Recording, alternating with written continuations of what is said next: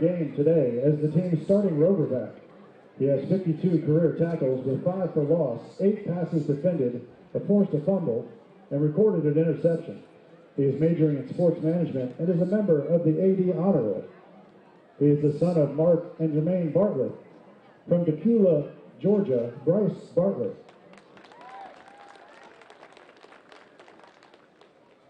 Brian Burnett is playing in his lone season at Tusculum after previously playing at Jacksonville University, where he accounted for 55 receptions for 1,014 yards and 8 touchdowns.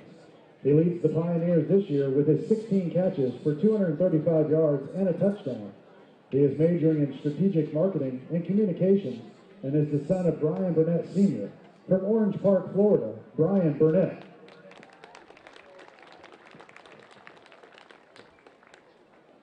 Leon Cunningham is playing in his 18th career game today after playing his first 2 seasons at Northwest Community College.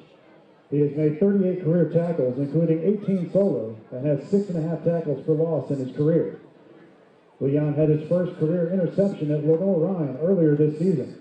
He is majoring in business and accounting and is the son of Yolanda Carpenter and Leon Cunningham Sr. From Hernando, Mississippi, Leon Cunningham. Bailey Deese. Bailey came to Tusculum in 2017 after playing at Lyon College. He has played in all 7 games this season, where he has made 2 tackles and forced a fumble. He is majoring in business administration and is the son of Dexter and Christy Tagey. From Titusville, Florida, Bailey Deese.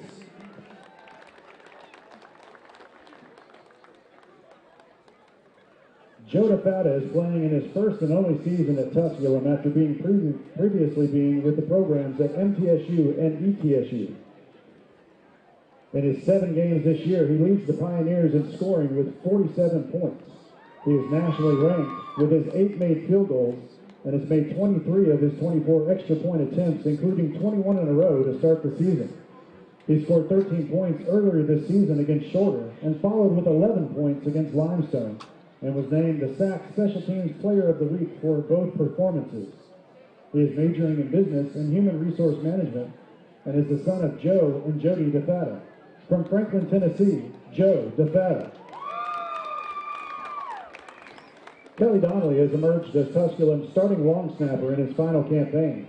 He has played in every game this season, where he has made 1 tackle and recovered a fumble on special teams. He graduated from Tusculum last spring with a degree in environmental science and is working on his master's in talent development. He is a member of the SAC Commissioner's Honor Roll and the Athletic Director's Honor Roll. He is the son of Daryl Donnelly and Diana and George Steelman. From Pulaski, Tennessee, Kelly Donnelly.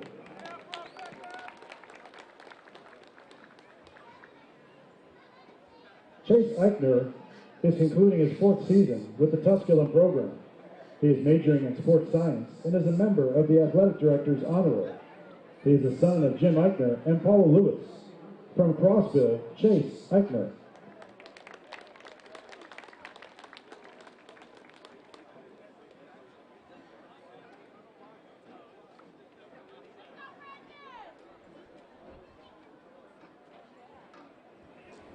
Randy Hooks is playing in his 2nd Tusculum campaign, where he has played in 13 games and has totaled 51 tackles, including 6 for a loss, with a sack and 3 pass breakups.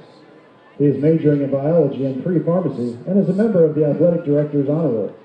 He is the son of Martine Tolbert and Randy Hooks Sr. From Auburn, Alabama, Randy Hooks.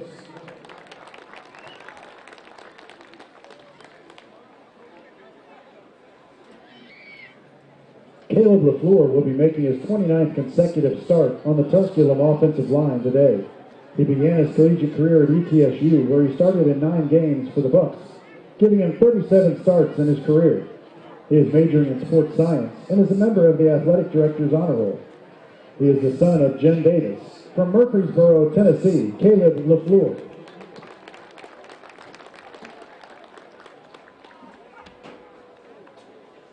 Since his arrival from the University of Tennessee, Benson Napier worked his way into the starting lineup on the offensive line and has never missed a start since.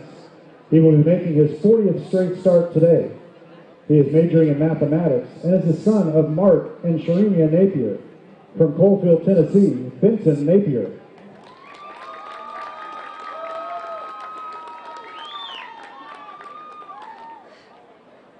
In his 2 seasons with the Pioneers, Lorenzo Pratt has starred at running back, where he has rushed for 363 yards on 84 carries. He has scored 3 touchdowns, including 2 this season. He is majoring in sports management and is the son of Timmy and Joanne Pratt. From Cocoa, Florida, Lorenzo Pratt.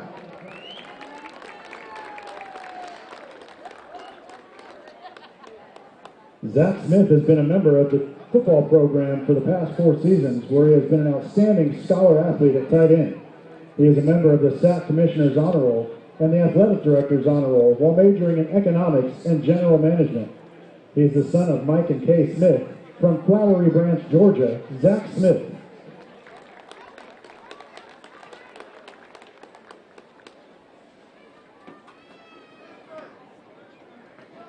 J.Q. Thompson has played in 17 games in his career, where he has been credited with 34 tackles with 8 for loss, 2 sacks, forced a fumble, and recovered another. His quarterback hurry at last year's senior day resulted in a safety in Tusculum's upset win over Wingate. He is a member of the Athletic Director's Honor Roll, is majoring in sports science, and is the son of Latasha Thompson. From Marietta, Georgia, Jaquinton Alston Thompson. Kenny Woods is playing in his first and only season with the Pioneers after playing at Southeastern University in Florida. He has made 2 tackles this year and is majoring in business management. He is the son of Kenneth and Tanya Woods. From Jacksonville, Florida, Kenny Woods. We'd also like to recognize seniors Stetson Mays and Devin Williams. Ladies and gentlemen, please give a round of applause for the senior class of 2018.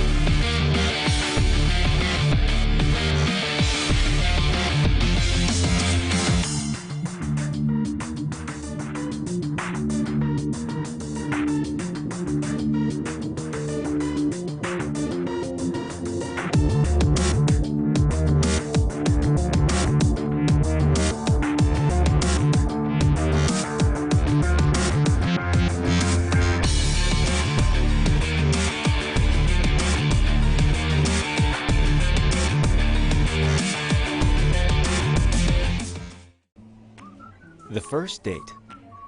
Only one chance to make that first impression. Don't worry, this might be new for you, but Ingalls has been there before. From flowers to the freshest ingredients, we have everything you need to put your best foot forward. I'm so sorry. Remember, you can't get to happily ever after without once upon a time. Ingalls, all the ingredients for family. It's fine. It'll be okay, okay? Nobody cares about the flowers. Who needs flowers at a wedding?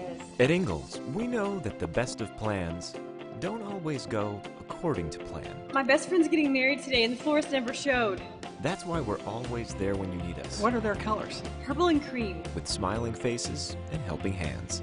No one cares. No one cares. You will look great. Flowers are not important. And where is Holly? Have you anyone seen Holly? And although life will be predictably unpredictable, Let's get you to that wedding. a curveball is that much more satisfying I got the flowers! when you knock it out of the park. Oh my gosh, awesome! So when the plan goes out the window and improvisation becomes the order of the day, just remember, that's where the best of memories are made. All right, they're ready for us. True story. Ingalls. All the ingredients for family. There's one thing you can never have sex without. It's not something you buy. In fact, there's only one way to get it. It has to be given to you, freely. And without it, you can't have sex. And neither can I. It's consent. Because sex without it isn't sex. It's rape. Consent. If you don't get it, you don't get it. It's on us. It's on us. It's on us. It's on us. It's on us. It's on all of us. It's on us to stop sexual assault. Learn how and take the pledge at itsonus.org. So much of life these days is rushing around from one place to another. Sometimes you just want to enjoy the journey on the way to the destination. And part of what makes it a little more enjoyable is an appreciation for the folks who help you get there. At Ingalls, we know that the people who send you on your way are the same ones who keep you coming back. I think you should take it for a spin. Are you serious? Ingalls. All the ingredients for family.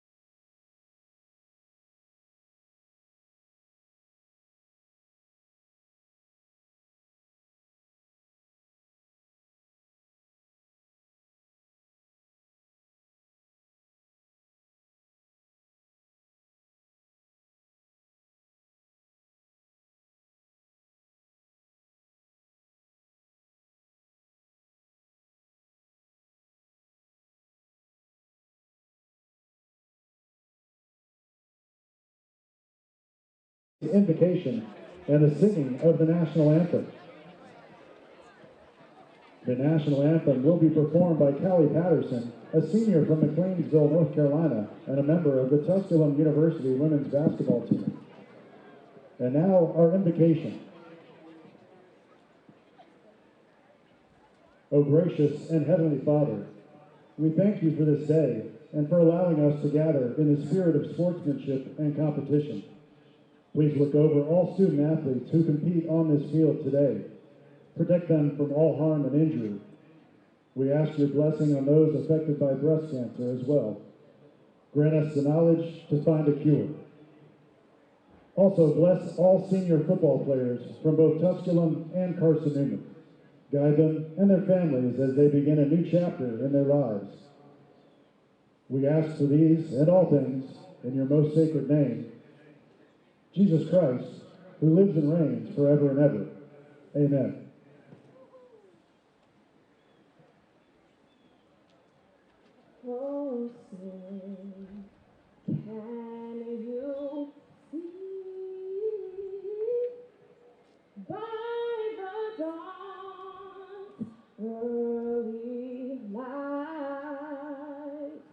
Was so proudly held, had the twilight's last gleaming, whose bright stripes and the bright stars through the perilous fight, for the red parsley white was so gallantly streaming, and the rockets regular, the bombs bursting in air, gave proof through the night that our flag was still there. Oh, say the star-spangled banner yet waves for the land of the free and the home of the brave, for the brave. Ladies and gentlemen, Callie Patterson, senior from McLeansville and a member of the Tusculum University women's basketball team.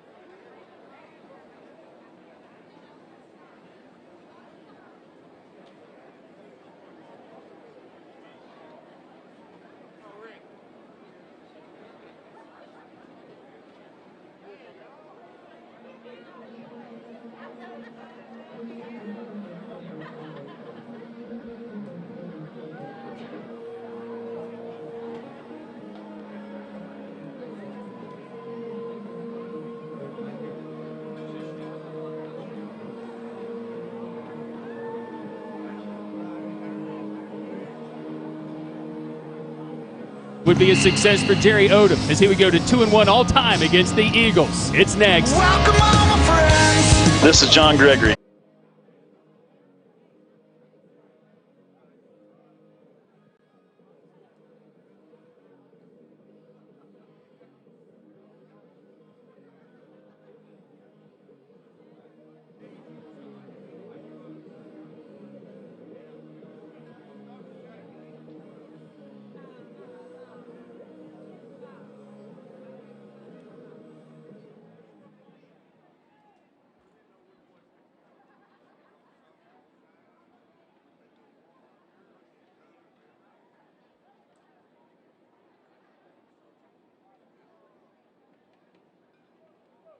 Today to be joined by Joe Bird as these Pioneers, something to play for them. They're going to need some help, and they're going to have to get that in the terms of the team that they're going to play today and the team they played last week. Catawba is going to need a win against LR at the end of the year. Carson-Newman is going to have to beat LR next week, but Tusculum has to win their next two against Carson-Newman and Wingate for them to have a chance mathematically at a conference crown. As far as these Carson-Newman Eagles, they control their own destiny. They don't need any other help. They play Tusculum today, and they've got LR next week at Mossy Creek. Let's take a look at our player profile. Some of the guys who will be doing the job today for Carson-Newman. Defensively, Desmond Farrell, a Hanson All-Region, first-team All-Conference, first-team selection last year in an All-Region, followed up a 4-interception campaign his freshman year with 4 interceptions last year. Best game this season, 10 tackles against Virginia Union. Also had 2 picks last week against Virginia Lynchburg, and in about a 13-minute stretch was all defense for the Carson-Newman Eagles. Darius Williams Williams in the secondary, an All-America, All-Region, and All-Conference. His best game this year, a 13-tackle day against Virginia Union and an 11-tackle day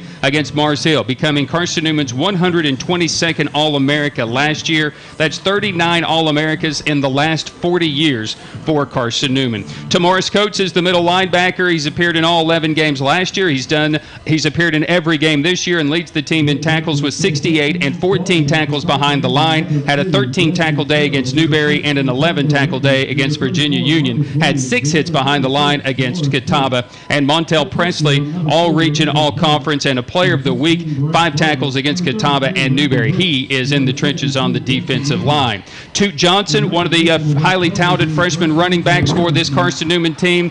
Marcus Williams, who was out with injury last year, had a 110-yard day against Virginia Lynchburg last week. But it's Antonio Wimbush's team, all-region, all-conference, and he is the comeback player of the year, no question about that this season. And he could be the player of the conference, offensive player, as he is tearing it up this season, leading the conference in rushing, 11th in the nation as well. He had 184 yards and 3 touchdowns against Virginia Union. He has 4 100-yard games this year and 3 straight coming into tonight. And the trigger man is Derek Evans, preseason first-team selection, second team last year. He hasn't been throwing it like he had last year for 1,400 yards, under 400 yards on the year passing, but he went 7 of 15 for 127 against Wingate. For Tusculum, Ivan Hogans is pacing them defensively. D. Alford in the secondary is doing the job as well. And it's senior day, 16 seniors. Bryce Bartlett made an impact last week against Catawba with an interception.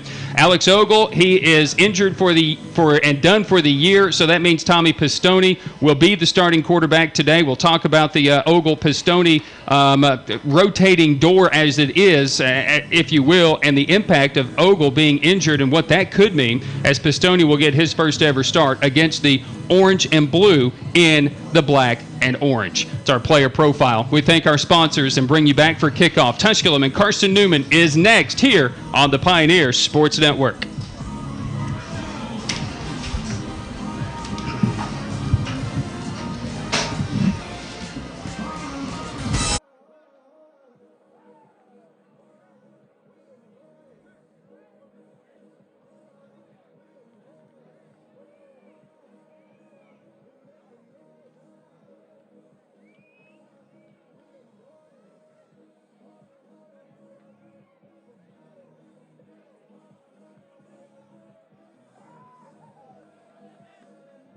Welcome you back into Pioneer Field, the Niswonger Sports Complex. Tusculum and Carson-Newman renewing the rivalry. Brian Staten with Joe Bird. And Joe, it's a typical Carson-Newman late October showdown.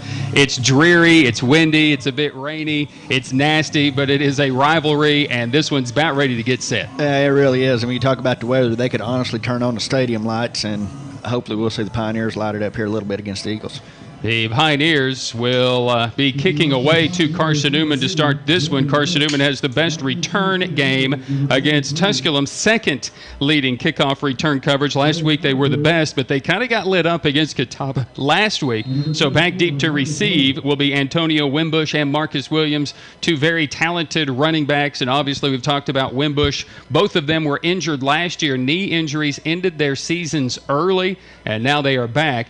And they are back there deep to receive. So it'll be Glick to kick it away for the Pioneers, and he's going to angle it towards Wimbush, who fields it at the 1. 5, 10. Actually, that's going to be Williams, who bounces off one tackler at the 15, and then we'll make it up to about the 18 or the 19-yard line. And we are underway here from Pioneer Field. And the rivalry for a lot of these guys, Joe, we've talked about this a little bit. Many of these guys for Tusculum being from the Florida area and basically in their second, maybe third year with Jerry Odom, don't quite have a grasp because they're 1-1 against Carson-Newman in their career. Yeah, that's true. I mean, these guys, to them, they just know that. They don't realize that this game was first played almost a century ago, 1919. So the history is there, and let's see if we can make some history on our own. Evans comes under center for Carson-Newman, and for the Eagles, Toot Johnson will be in the backfield. Actually, that's going to be Wimbush and Williams who will start in the backfield, and the first carry is going to be the fullback dive, and it'll be Wimbush with opening at the 40, midfield, 40, 30, 25, 20, and tracked down by Josh Forrest all the way to the Pioneer 17-yard line where it'll be 1st and 10. Did not tackle the dive, and Carson-Newman comes up with an explosion play right from the beginning. Well, I mean, and that's the thing. It's with Carson-Newman, you know, it's got to be alignment assignment football. Whatever your assignment is, you take it. You just tackle the guy you're supposed to tackle. Doesn't matter. You hope he's got the ball, or you're hoping that somebody else tackled the guy with the ball. And they did not do that. Williams and Wimbush. This will be Wimbush again. This time they do tackle the dive, and that'll be Colton Strickland, but it'll be a gain still of 3 to the 14, 2nd down and 7 for the Eagles. Right now, the Eagles continuing that momentum. Obviously, not what they had on the first play, but still obviously in good shape here with less than a minute off the clock. No score, and the first play from scrimmage goes from the 17 of Carson-Newman to the 17 of Tusculum by Antonio Wimbush, and they all have explosion plays in them. Evans comes under center, and this is going to be the dive once again, and Williams just breaks tackles inside the 10. We'll take it down to the 9-yard line. Check that's going to be Wimbush again. It has been all Antonio Wimbush to start this game. Well, in that situation, the Pioneers did have their assignments, and Wimbush was hit at the line of scrimmage. He's just strong and powerful enough. He broke the initial tackle and pushed forward to make it 3rd down and 3. So 3rd down, and one of the best 3rd down conversion teams in the country. 50% this year for Carson-Newman and the job that they do in 3rd down and short. And this will be Wimbush, and they'll have that 1st down to the 5. It'll be 1st and goal for the Carson-Newman Eagles from there. It looked like that was Luis on the tackle. It was, so Nelson comes up with the tackle. The Eagles continuing just to move the ball like they're running downhill. Even if they don't convert on 3rd down, they convert on 4th down 70% of the time, either way. But here it is, 1st down and goal at the 5 for Carson-Newman. Last year was 27-7. That was the final on a rainy, windy, cold, blustery day at Mossy Creek. This will be Evans. He's going to keep it. He's going to lose it, and they're going to say he was already down. I think if they had a chance to go back and look at this and review it, Isaiah Dunn forced the fumble before the ball came out. It just was not it was obstructed by the officials. You know, you talk about last year's 27-7, big, fairly good sized win for Carson-Newman, not what they have had. And since rejoining the football program, Tusculum's 4 wins. 3 of Tusculum's 4 wins have been decided by a single point.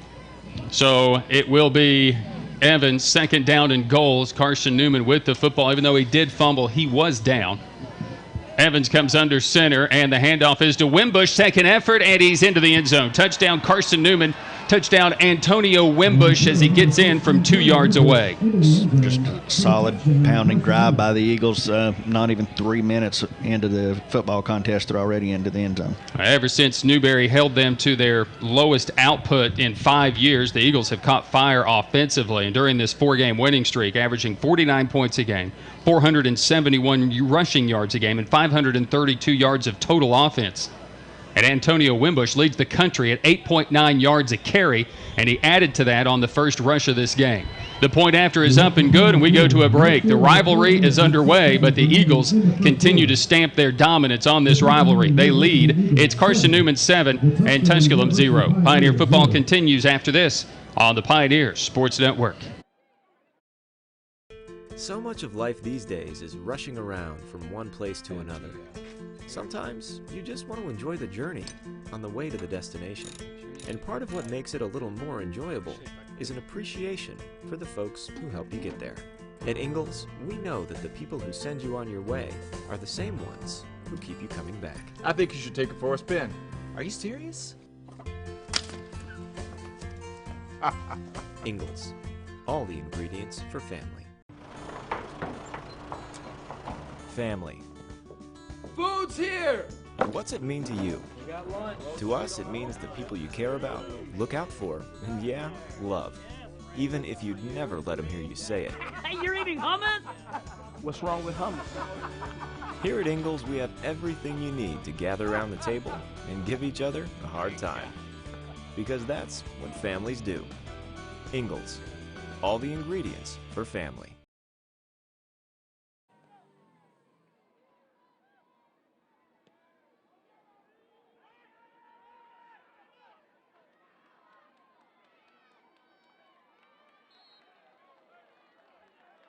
Fielded by an up-back Malcolm Nicholson, a sophomore out of Columbia, Tennessee, and he'll field it across the 15 and up to the 32-yard line, which is where the Tusculum Pioneers will take over, make it the 31. 1st and 10 for Tusculum. Quick drive, quick work by Carson-Newman, thanks to Antonio Wimbush. Yeah, just an easy pounding drive, and it started with that first play of the game.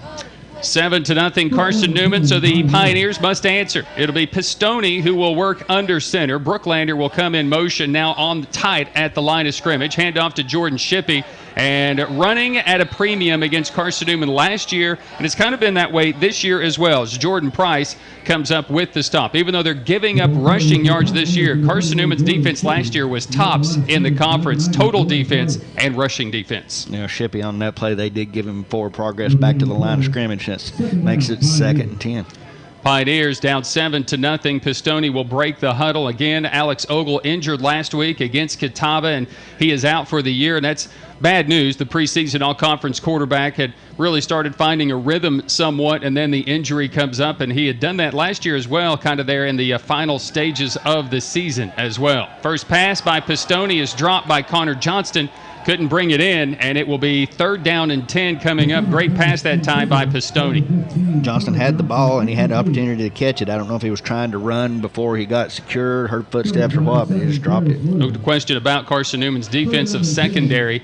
They've got Mezier and Farrell at corner, and those are two of the very best in the league. And then the best safety in Darius Williams for the Eagles. So 3rd down and 10. The Pioneers don't necessarily convert very well on 3rd down over the last couple of weeks, but they are 40% on the year thanks to some of their blowout wins. Out of the gun is Pistone. Blitz comes. It's picked up. The pass complete to Burnett is caught at the 40, but they're going to say it's incomplete now, and that comes from the side judge, and it's a 3 and out for Tusculum. All right. Pretty good starting field position with the short kick and a modest return. Whenever you start your first drive on the 31, you'd probably take that all day, but you got to get something to go with it. You can't go 3 and out without gaining anything. Desmond Farrell will drift back. He'll be the punt returner. 14 returns this year, a 12.9 average and a touchdown. He does have a long of 70 on the year. And Andrew Cantrell, who gave up his first punt return for a touchdown last week, has punted well for the Pioneers in his first season as the true freshman. Good snap by Donnelly. And a good punt by Cantrell. Farrell will ask for a fair catch, drifting back and fielding it at the 20. It'll be 1st and 10 for the Carson-Newman Eagles from there, leading 7-0. Good punt with a little bit of wind aided. I looked a second ago. There's 11 mile an hour wind blowing right now here at Pioneer Field. And whenever you can get the ball up in that wind, that's certainly going to help your punter. So the punt away by Cantrell. The Eagles, on their opening drive, march right down the field. And I can't give you many of the stats. Don't have those to give to you. So for Carson-Newman, Derek Evans and the Eagles come back out for their second offensive series. Wimbush and Williams will be the running backs. Evans, the preseason first-team all-conference quarterback, has done the job running, but primarily just as a distributor.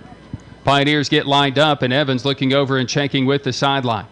This will be Evans, and the play is blown up in the backfield by Nelson Luis for a loss of a yard, and that time it was Evans trying to give it up to Williams, and Nelson Luis, who has really emerged as a young star on that defensive line, comes up with the stop. Well, hopefully we'll see a whole lot more plays like that for the Pioneer defense and not like we saw in Carson-Newman's first series.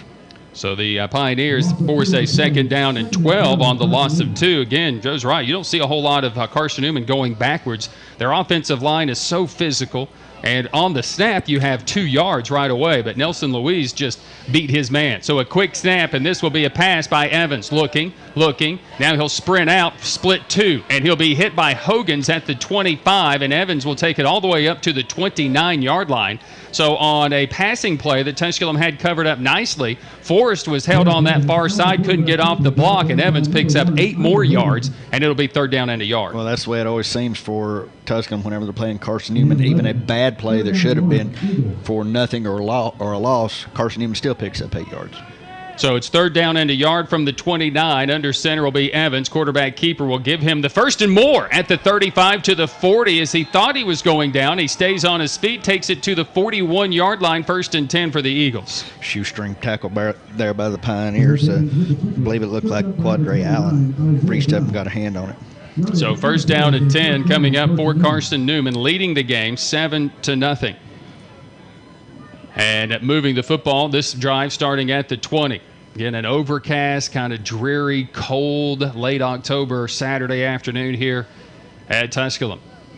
Evans will come under center, back split in the backfield, 2 wideouts to the near side. Evans is going to pitch it out this time, and a nice job on the corner by D. Alford to bring down Williams right at the 40-yard line. Maybe a loss of a yard it is. It'll bring up second down and 11 for Carson-Newman. Nice play by D. Alford because he was actually being held up by one of the Carson-Newman, either the tight end or one of the receivers over there on that side, and we were able just to pull off of there and still make the stop. So second down and 11 coming up for the Carson-Newman Eagles, leading 7-0. Wimbush Williams in the backfield, and the Pioneers jumped, but were they provoked? Colton Strickland came up out of his stance, and it will be a false start. Carson-Newman, one of the more penalized teams in our league, 75 penalties, 82 yards. Tusculum to date, 51 penalties and 68 yards. And Tusculum was one of the least penalized teams for a long time, but that has not been the case over the last couple of weeks. Yeah, that really kind of started changing the Mars Hill game when everything started creeping up on the Pioneers. So second down and 16 after the hit for a loss by D. Alford, and then the 5-yard penalty, and then another 5-yard penalty is getting ready to happen against Carson-Newman. They were already in their stance, and they kind of adjusted. You can't do that. It's frowned upon. The Pioneers, hey, back them up any way you can now. The situation's going to be on you. Don't give up the big plays to let the Eagles get a first down here. So second down, 21, back at the 29-yard line. We have had the one really big play by Antonio Wimbush. It was the first play from scrimmage. Wimbush has 5 carries, 78 yards, and the 64-yard carry to start this game. This will be Evans to pass. No, he's going to keep it on a screen. 35, 40, and up to about the 42-yard line before he'll be stopped there. A lot of Eagles were upset because there is a flag in the backfield, and again Strickland believes he was held, and he was. So a hold, 3 consecutive penalties against the Eagles, back him up 10 more yards, and second down and 31 getting set to come up. Well, they did exactly what I said don't do. They gave up the big play and we're just going to make it third down that the Eagles could convert, and now you've been given a gift. Whenever it's going to be 3rd and 31, there's no reason that the Pioneer defense can't hold here for 2 downs and bring on the punt unit. Talked about Alex Ogle, his injury. Also defensively, it's David Johnson, who was injured last week against Catawba, rolled an ankle. He is dressed today and would be available, but Quadri Allen gets the start. Alford on the right side, Allen to the left. This will be the fullback dive, and not much on this carry this time for the Eagles. And on second down and 32, make it third down and 31 coming up for Carson-Newman. One thing I can tell already is it's a good thing that this will be the last game on this field for the next few months until the lacrosse season, because for sure both soccer teams have had their senior day. They've had it, but the Tusculum men could be hosting next Tuesday if they win today. They're going to be playing on a chewed-up field because it's already going that way. 3rd and 32 at the 18. Evans under center, has Wimbush in the backfield. They'll toss it to Wimbush. Wimbush making a couple of moves, and he's going to take it across the 20, 25, and up to about the 27, and that's going to be it. It'll be 4th down, so penalties and another penalty flag in the backfield. And what you don't need, this going against Tusculum, and Carson-Newman thinks it's against Tusculum. Be interesting to see what it is, because it's not in a place that you normally see a defensive penalty, but they are moving it up.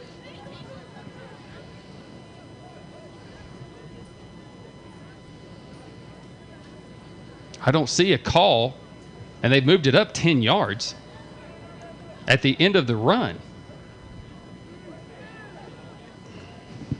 Make the call before you start marking it off. That's all. That's what we would appreciate or need.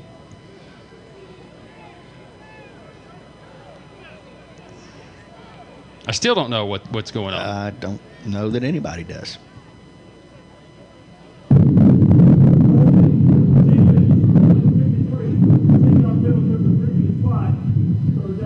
So it's holding on Strickland, and it's a 10-yard penalty. Usually defensive holding's 5. And they stepped it off. They stepped it off 10. From the line of scrimmage. All right, so it's still 3rd down and long. And I know what the idea is Strickland holding. He's maybe just trying to hold up the guy so the second level can make a play. It's kind of I think, somewhat of the game plan because they do a good job in cutting the defensive line. Turnaround handoff to Williams, and it fooled nobody. Tusculum did a nice job as they went quick with the handoff. It will still be 4th down after all of that. The gain up to about the 30. And right now, the Pioneers are going to get the benefit. Carson-Newman's going to be punting right into the teeth of the wind. And if you'll look across the way there at the flag blowing, I checked earlier, we were having an 11-mile-an-hour wind, and it may even be picked up a little bit more now. Craig Koenig will punt it away, averaging just 35.6 yards a punt, along a 49 this year. And it's going to be tough going for sure. Pioneers actually come after him, and it's a very short punt, but it gets a nice roll for the Eagles. Hits at the 40 and rolls out of bounds at the 35-yard line. 1st and 10 for the Pioneers. They trail 7-0. 6:13 to play in the football game. All right, so here's second offensive series and even better starting field position than the first. Got to make something happen. They can't go 3 and out without gaining a yard again. So for Tusculum, they ran, then 2 passes, but Connor Johnston had the one dropped. And last year we were there. Connor Johnston kind of had a rollout, and he also had a drop. He was wide open. So they go back to that same play, and unfortunately it was the same result. So here it is, 1st and 10. Brooklander will come in motion and come to the backfield this time for the Pioneers. Shippey with the handoff, makes the first guy miss, and then cuts it upfield, and he'll move it across the 35 up to about the 39-yard line, and a good open field tackle is made right in the middle of the defense, so that's going to be Tamoris Coates, their leading tackler, the senior out of Greenwood, South Carolina. I was thinking about last year's game earlier this morning. It was just such an unmemorable game, but now I think last year's whenever they made us sit out in the middle of the communal press area. Yes, we were the visiting radio sitting in the home press area. Yes. Yeah. Which wasn't always fun. Of course, it was just nasty, rainy. No one threw the football. I think there were 2 completions total in the football game. 2nd and 6, Pistone to roll the pocket, looking and throwing it high, intended for Shippey, off his hands, incomplete. Pretty decent throw by Pistone, and Shippey was open, just dropped another pass. I think the ball's thrown just a little bit high. If Shippey had been 6 inches taller, he'd have probably pulled that in with ease, but the ball was just thrown a little bit hard because Pistone was under some heavy pressure by the Eagles. So for the Pioneers, facing 3rd down and 6. And again, like Joe said, we need to do better than just 3 and outs. Pistone will work out of the shotgun. 4 wideouts in the formation, bunched on the line of scrimmage. This pass to Burnett, thrown behind him. He wasn't probably going to get the 1st down, and it's incomplete. And the Pioneer punt team will come back out. Yeah, not what we need. They actually did pick up a few yards this time, 4, but still 4 yards. Whenever that's your victory, that's not saying much for the rest of the game so far. So 4th down and 6 from the 39-yard line. Cantrell on to punt the ball away once again. A 49-yard punt, his first time, no return. Good snap by Donnelly. Cantrell will roll it out and then shank it. It's like he went with a little rugby style. I don't know if that was designed, but the rush was coming from the right side. I think Cantrell realized it was happening, and Cantrell shanks it off his foot, and I'm not sure they're going to mark it out at midfield, 49-yard line of Carson-Newman. Carson-Newman just on their side of the field, and I think that every bit had to do with the fact that how much pressure it was coming from wide outside. It wasn't even like it kind of broke through on the right side. It was the Eagles had someone lined up way to the near sideline as we're looking at it and forced the punter out of the pocket. So 1st and 10 for Carson-Newman. They lead 7-0. Now they have the football in the middle of the field. So they greatly improved their field position as they punted the last time from the 30. Now they have it at the 49-yard line. Tusculum has gone 3 and out, 2 consecutive drives, but 2 drops as well haven't necessarily helped.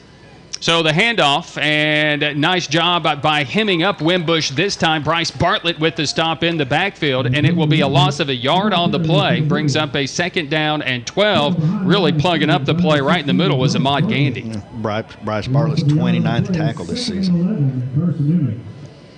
So Bryce, who walked today, one of the 16 seniors, I believe 14 seniors walked today. for the Pioneers, Bartlett being one of them. This will be Evans. He's going to keep it, being tracked down by Ahmad Gandy, and Evans is just going to dive forward as he'll take it across midfield to the Pioneer 49, so gaining 3 to make 3rd down and 9. Yeah, I don't know that Evans so much dive forward as much as he did the field cut up with a little bit with him. That's what I was mentioning earlier. We can already see portions of this field being chewed up where it's been so wet this week, and even this morning it was pouring the rain here, about an hour before kickoff. Right. So 3rd down and 8 coming up, 4:10 to play. Call it more like 3rd down and 8.5. One back in the backfield, and Evans is going to drop back to pass. He's under some pressure, and C.J. Bartley's going to get there and bring him down with the sack back at the 45-yard line. Good job by the secondary, and Bartley, with all that speed, brings down Evans for a loss. Now, that was certainly a very well-designed defensive setup on that play. The Pioneers had it read the entire way, and now that's forcing Carson-Newman to punt again. So the Eagles to punt. Koenig back out to punt, 35 yards on his first effort. Back to receive for the Pioneers, number 4. And D. Alford is back to receive. Pioneers come after it, and they block it. Randy Hooks got it. It's going to be picked up by the Pioneers at the 29-yard line as Alan Cooper tried to scoop it and score it, but it was Randy Hooks who gets the block, and the Pioneers have it 1st and 10 at the Eagle 29. Well, right here is an absolute gift by the Pioneers. Not necessarily a gift because they created this situation, the special teams unit. But whenever you're setting up now, your offense gets 1st down on your opponent's 29-yard line. Don't go 3 and out. Right. 1st and 10 for the Pioneers. Pistone under center. Mangle and Brooklander in the backfield, tight ends. This will be a handoff to Shippey up the middle, 25. Shippey 20, 15, cut at the 10 to the 5 and into the end zone. Jordan Shippey touches pay dirt from 29 yards. Great blocking downfield, blocking at the line. Shippey gets those holes. It's just impossible to get him down. Penalty flag after the play. As 2 players involved, Tusculum and Carson-Newman player, but it was well after the play. And the penalty will be after the play. Either way, the touchdown is going to count. Right there, exactly what you need.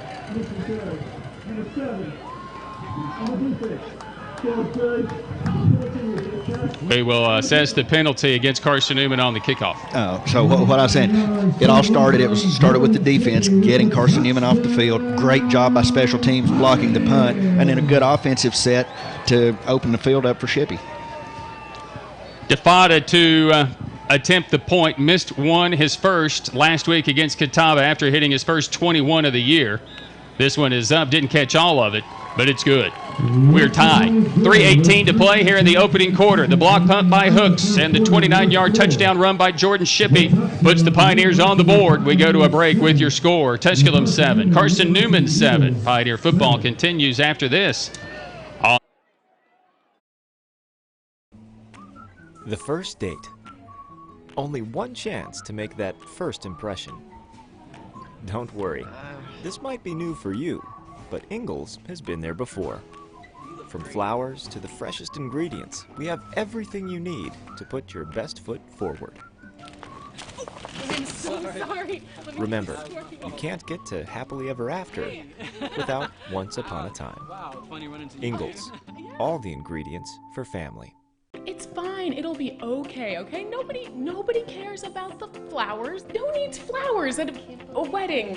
At Ingalls, we know that the best of plans don't always go according to plan. My best friend's getting married today and the florist never showed.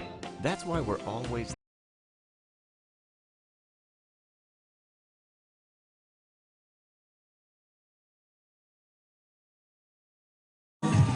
as he made the cut at the 10-yard line to get into the end zone. So that was good to see for Shippey.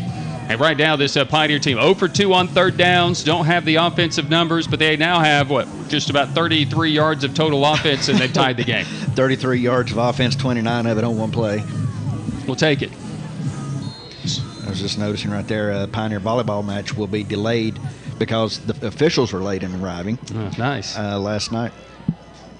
One of the officials I know was refereeing in South Carolina, and they started late because one of the teams was late in arriving. Wow. So to kick it away for the Pioneers is going to be Brandon Glick, this time from the 50. And this one will go 9 yards deep. Williams will field it and go down on a knee.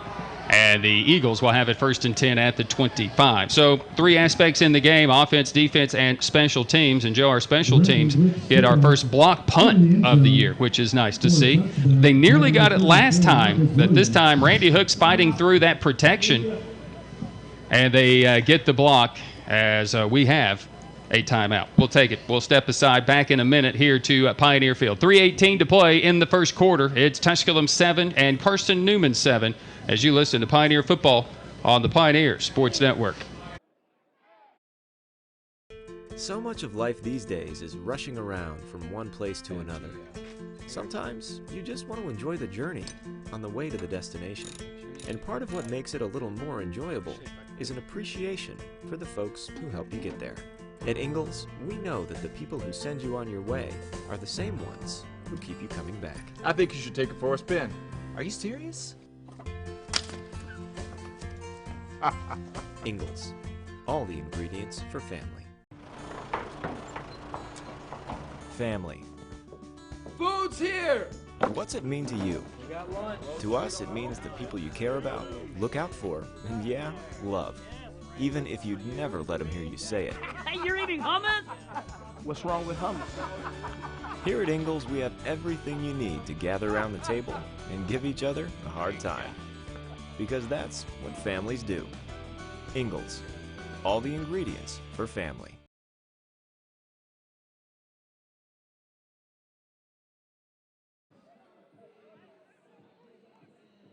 11-2 all time. They've also won 12 of the last 14. Since 1998, Joe and I have been a part of all those. 20 games. Carson-Newman is 16-4. And they're 5-4 here in Greenville. But the 4 games that Tusculum's won, boy, they're memorable games. They are, and they've been here and exciting.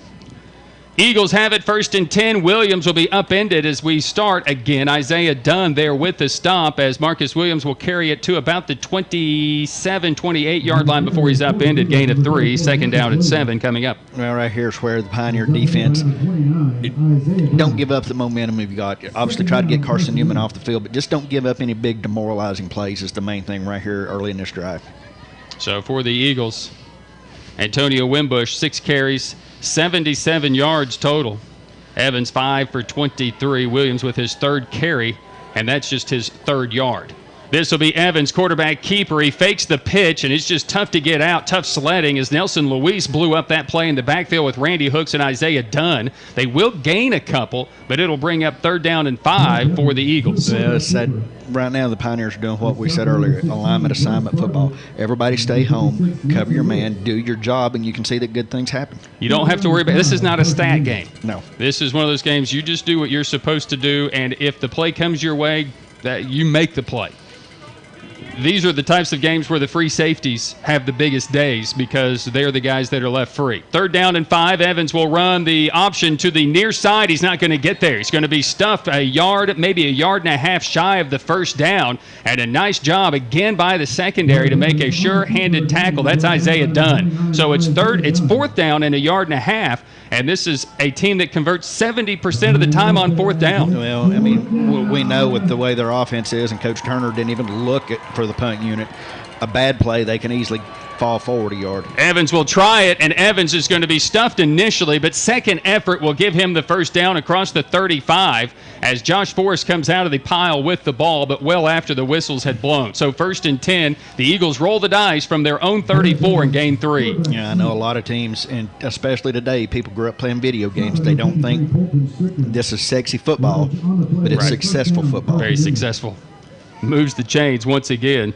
As Evans comes under center, this will be the dive right up the middle, and there's just not much right there. As mucking all of that up was Xavier Clemens, comes up with the stop, and I say that after they gain 2. 2nd down and 8 coming up for the Eagles. Yeah, talking about mucking it up, and I know I keep harping on it. I saw Buster running around down here earlier, and I think he's already saying, oh, I'm going to have some work to do. Yeah, he's got some work to do after this one is all said and done. Just the warm-ups for the Eagles. They tried to warm up on the side of the field. You could see that. And for the Pioneers, the same.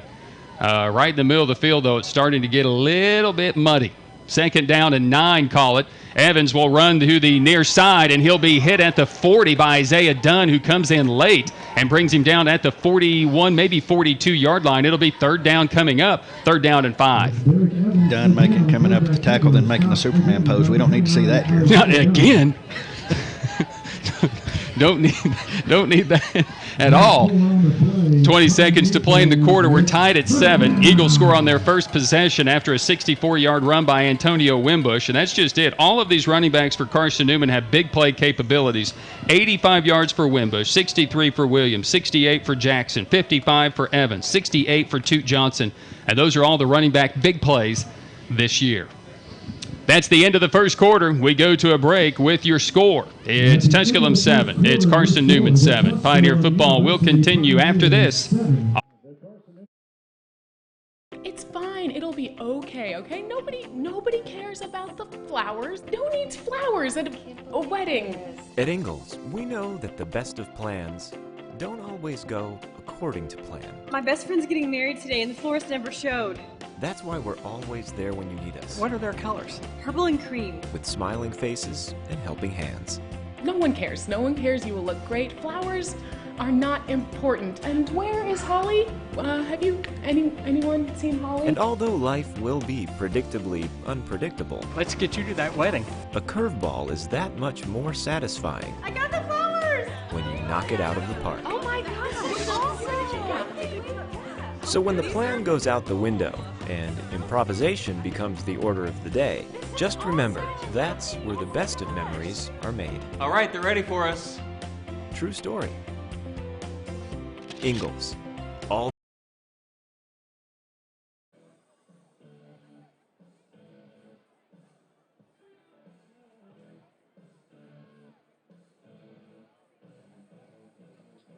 Third down and 5 from the 42 for Carson-Newman. We're tied at 7, and the state's second oldest football rivalry behind that of Tennessee and Vanderbilt. It has been a rivalry heavily in favor of these Carson-Newman Eagles. So third down, Evans will take the snap from under center, and he'll take it to the 46-yard line. It'll be 4th down and a yard. And no question, they will roll the dice once again. They did that at the 34. So 4th down and less than 2, Big Red is going to roll it. Yeah, I think it was whenever he was first hit, if they could have stopped him back and made it like 4th and 2 or 3, I think Carson-Newman would have been punting, but unfortunately pushed it forward.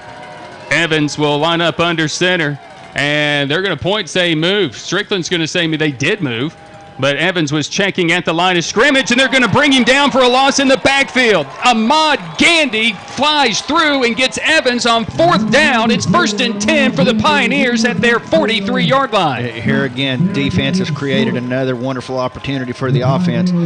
Absolutely must take advantage of this and maybe try to get the lead in this football game. It's the Eagle 43-yard line where the Pioneers will take over 1st and 10. And again, that Big Red rolling the dice, and Ahmad Gandy just shoots the gap, and Evans didn't even have an opportunity to give it to anybody. And if you're Carson-Newman right now, you're thinking they would have been better off if they would have called the penalty and would have just brought the punt unit on. Right. Pistone out of the gun. Shippey is on his right shoulder. 4 wideouts in the formation. Pistone looks to the left. He's got a man out there. Bellinger complete at the 40, 35, and he's spun down at the 32, maybe the 33-yard line, right on the sticks. Looks as if they'll move the chains. 1st and 10 for the Pioneers. It is another 1st down for Tusculum, so this offense is clicking, and they need to keep it that way. Tusculum and Carson-Newman tied at 7. The Pioneers score on their last possession. It was one play, 29 yards to Jordan Shippey. That's 10-yard catch for A.J. Bellinger, emerging as the go-to receiver for this young Pioneer receiving corps.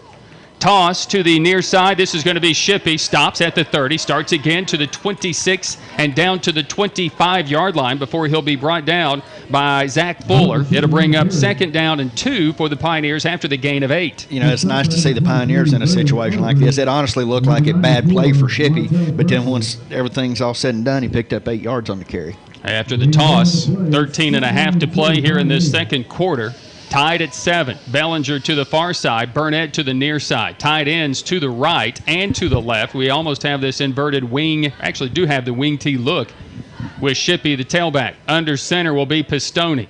Back to pass. A 5-step drop. He's going to be sacked. Didn't throw it, didn't trust it, didn't get rid of it, and the Eagles combined for the stop on the blitz, and it's going to be, I think that's Bembry who comes right up the middle. Actually, that's Jordan Price. So third down, it goes from second down and 2 to third down and 7. Yeah, bad break for the Pioneers. Now they've got to make something happen on third down because I think you're a little bit far out that you want to be trying what would amount to a 47-yard field goal if you have to go for it on fourth. Talked about this defensive line, Jordan Price, Montel Presley, and then the linebacker, Tamoris Coates. It's a good defense, but not as good as they were statistically last year as the best defense in the league. 12.5 on the clock. Out of the gun, Pistone. Looking. Across the middle is going to be incomplete. Not really sure where he was throwing it. He was intending it for Jake Moss, and that one will be incomplete. And defending on the play is Mizier. So Mizier comes up dislodging the ball, and the special teams unit's going to come out. It's going to be Joe DeFada who's going to come out to try a field goal. He has a long of 43 on the year. This would be a 47-yard effort. It was kind of strange. DeFada was looking down one side of the field. Coach Odom's looking down the other side. I guess they were having a conversation. Coach Odom saying, have you got this? Into the wind, which isn't really blowing as much right now. Donnelly to snap it. Fowler to hold it. Snap, hold, kick is short. Probably a good 3 yards short. Didn't hit it very good on the extra point with the wind at his back, and he didn't catch all of that one either. So the fourth down gamble doesn't hurt Carson-Newman. It just backs him up about 20 yards, and the Eagles will have the ball 1st and 10 at their own 30-yard line in a tie game. Well, we said he's hit 43. This is 47. It was on line. Yeah. Just we know about 40. Don't kick past 43 because it was come up about 4 yards short. Well, and then the wind. It wasn't blowing hard, but it was blowing. Yeah. And it's almost once it got to the goal line, it almost ran out of steam. You could just tell the wind's blowing it. I like to have the stuff where it says exit velocity and all those types of things. When it leaves his foot, just to see. So for Carson-Newman, new quarterback has come into the contest as well. This will be Tyler Thackerson, a sophomore out of Clinton, Tennessee, as he will come in out of Clinton High School, and he'll gain about 4 on the play up to the 34-yard line. So apparently Evans just not getting the job done, or he may have been injured on that last sack. Well, Thackerson's not without playing time. He does have 22 carries and 7 pass attempts. He's 7 for 7 passing. So it's 2nd down and 6 coming up here. Full house backfield for the Carson-Newman Eagles. They're going to bring a guy in motion across the formation. They're tied in. This will be Thackerson. He's going to keep it, pitch it late to Wimbush, and Wimbush will hit it at the 40 and then take it up to near midfield. They're going to say the 42-yard line is where he went out of bounds, but a 1st and 10 for the Eagles. And that's why that Bear offense is so hard to defend against. You've got somebody running behind, so whenever the quarterback gets hit, even downfield, he can still pitch it out back rugby style, and you keep the play going forward and get a 1st down. To Johnson on the right, Antonio Wimbush on the left. They're nearly at the line of scrimmage in the veer option. They'll just turn around, give this to Wimbush, and he will get another 3 yards on the play. Ivan Hogans is in the bottom of that pile with Colton Strickland. It'll bring up 2nd down and 7 for the Eagles. One thing about it is when you run that type of offense, you have to accept that you're going to put it on the ground some, and also just trusting your quarterback to be able to complete that pitch. Tied at 7, 10:40, make that 10:50 to play here in this opening half from Pioneer Field. As Thackerson will come under center for Carson-Newman, replacing Evans here on this 4th drive. This is a handoff right up the middle, and as a matter of fact, Randy Hooks made the tackle, but he didn't realize that running the football that time was Sharon Jackson. So Sharon Jackson will carry it to the 50 and make it 3rd down and 2, and Hooks just kind of accidentally tackled it. Yeah, it really did, but that's why the dive is not your best option in this offense, but whenever you can make it explode like that, it can pick you up a big piece of real estate. So 3rd down and 2 coming up for the Eagles. Thackerson with the last bit of instruction. Johnson's going to go out of the game. Running onto the field, checking in, is going to be Dimitri Salisbury. They just got a bevy of backs. They had plenty of time to get the play off. Under center is going to be Thackerson. He's going to give it to the fullback, and that's going to be Salisbury. Breaks a tackle at the line. Both hands on the ball across midfield. He'll take it down inside the 40 to the 39 of Tusculum. 1st and 10 for the Eagles. Salisbury, just a tough young man to bring down. 5'8", 200 pounds, kind of bowling ball build, but I'm pretty sure it's all muscle. And he's able to break the tackles and do good things for the Eagles. Salisbury, who's out of Camden County as well, Camden County High School, which is the same high school as Antonio Wimbush for the Carson-Newman Eagles.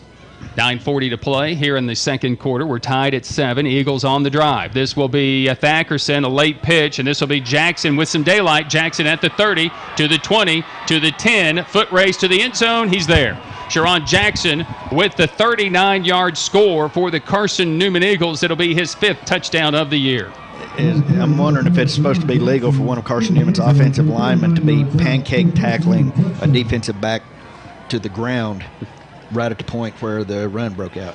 Usually it's frowned upon in the rules, but it works out this time for them.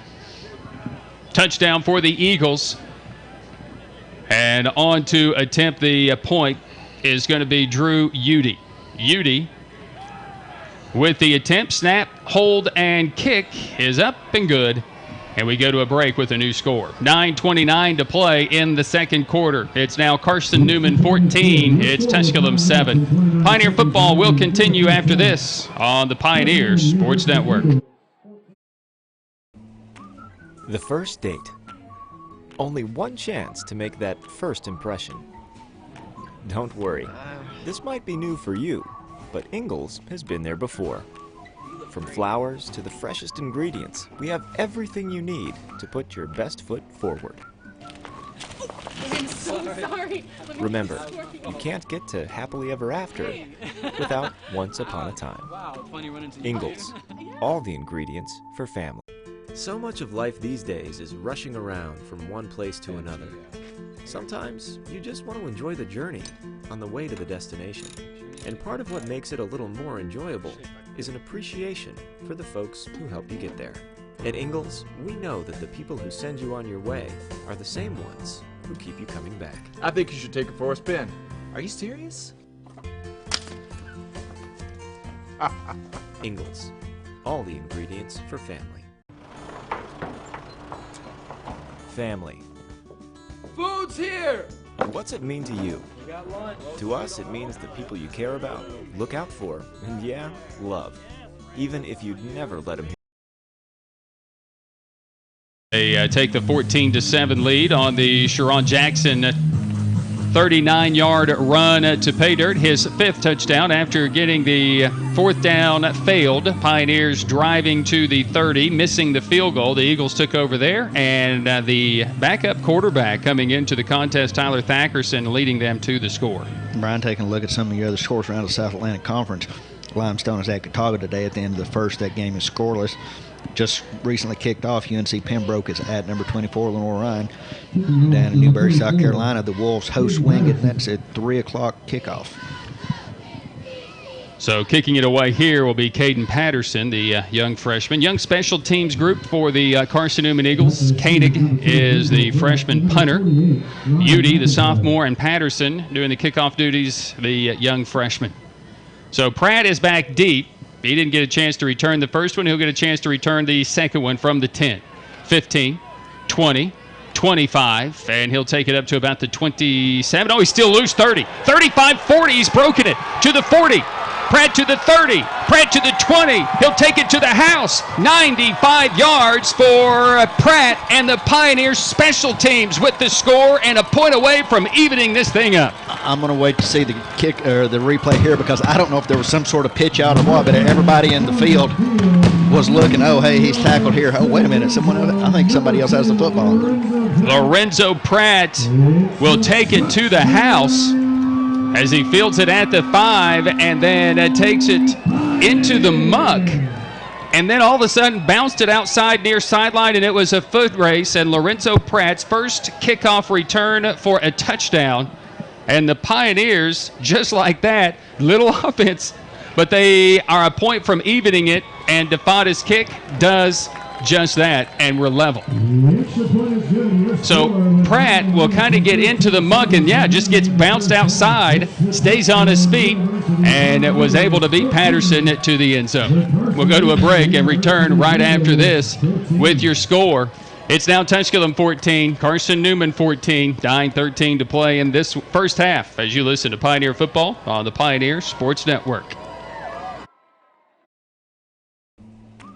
The first date. Only one chance to make that first impression. Don't worry, this might be new for you, but Ingalls has been there before. From flowers to the freshest ingredients, we have everything you need to put your best foot forward. I'm so sorry. Remember, you can't get to happily ever after without once upon a time. Ingalls, all the ingredients for family.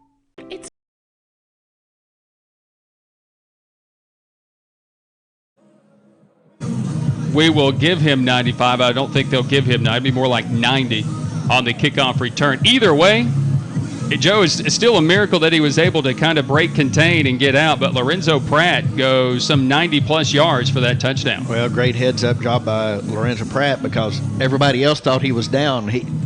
I don't know if maybe there was a pile of bodies there and he never did go down and he bounced up and rolled to the outside. He just got knocked out. Everybody kind of let up and stopped and realized, hey, he's still running. 91 yards officially for Lorenzo Pratt. Brandon Glick getting set to punt this one away. Or pardon me, to kick it away. It's foot to leather and into the wind, very short. And it'll be fielded and muffed. It's still loose. Clinkscales is on top of it. Did he hold it? Was he strong enough? Was he strong enough to hang on to it for the Pioneers? Clinkscales was right there on top of it. And based on the reaction, the Eagles are still going to have the football. And there's an injured player down after the scramble. And Carson-Newman is going to have the football. This young man is injured. He is moving. He's moving his legs around, so that's a good sign, but he is down hard. There is a timeout on the field. We'll take it. The Eagles will have it when we return after this break. With your score, 9:10 to play in the opening half. Tusculum 14 and Carson-Newman 14 on the Pioneer Sports Network.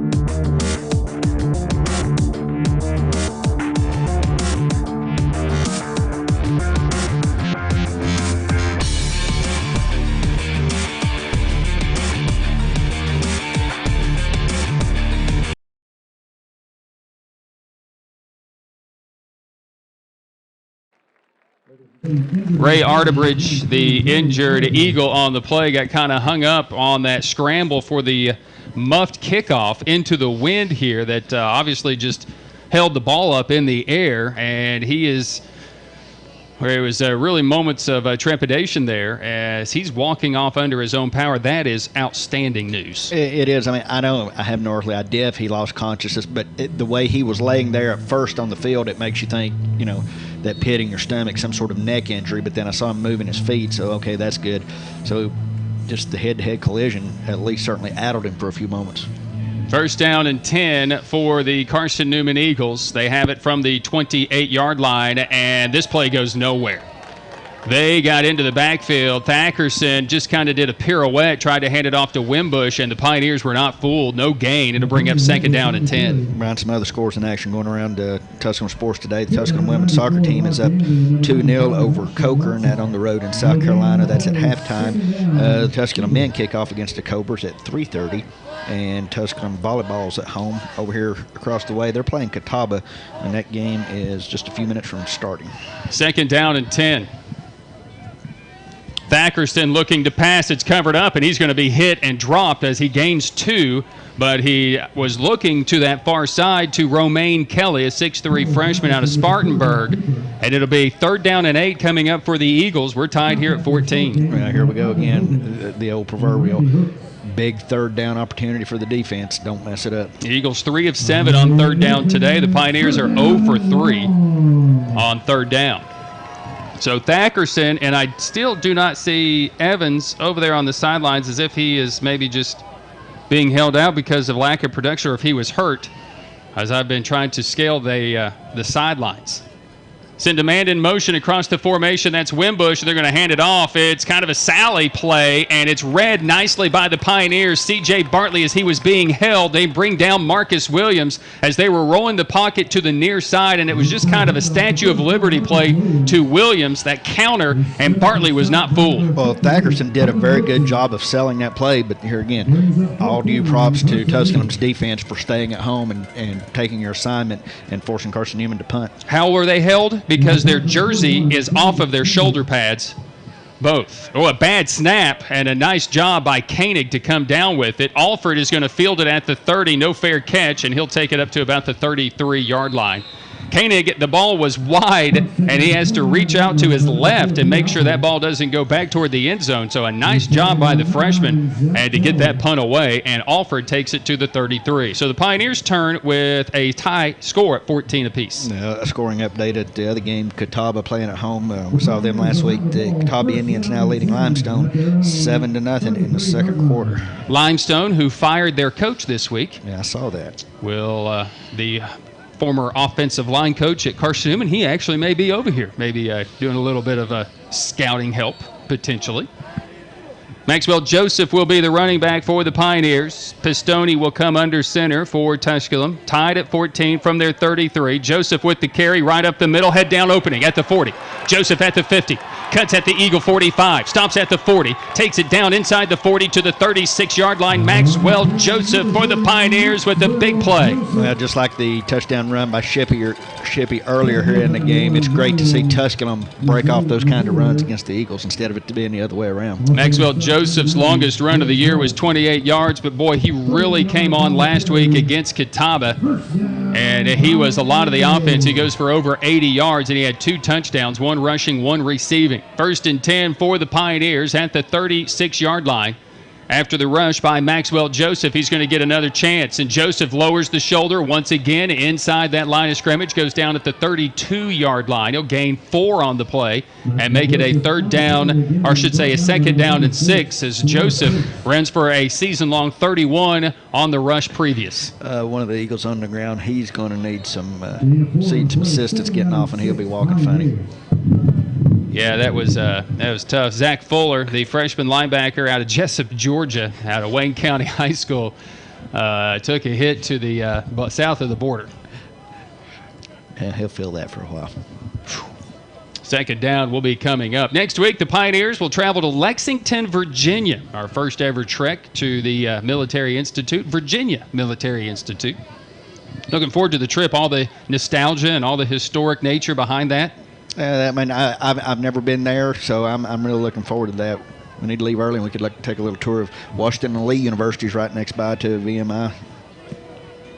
2nd down and 6 at the 32 for the Pioneers. Driving, this will be Jordan Shippey. Oh, he tries to cut back, and the grass monster or the mud monster guy, I'm not sure if anybody brought him down outside of himself. If he doesn't go down right there, he scores. But as it is, a gain of 3, and it's 3rd down and 3 for the Pioneers.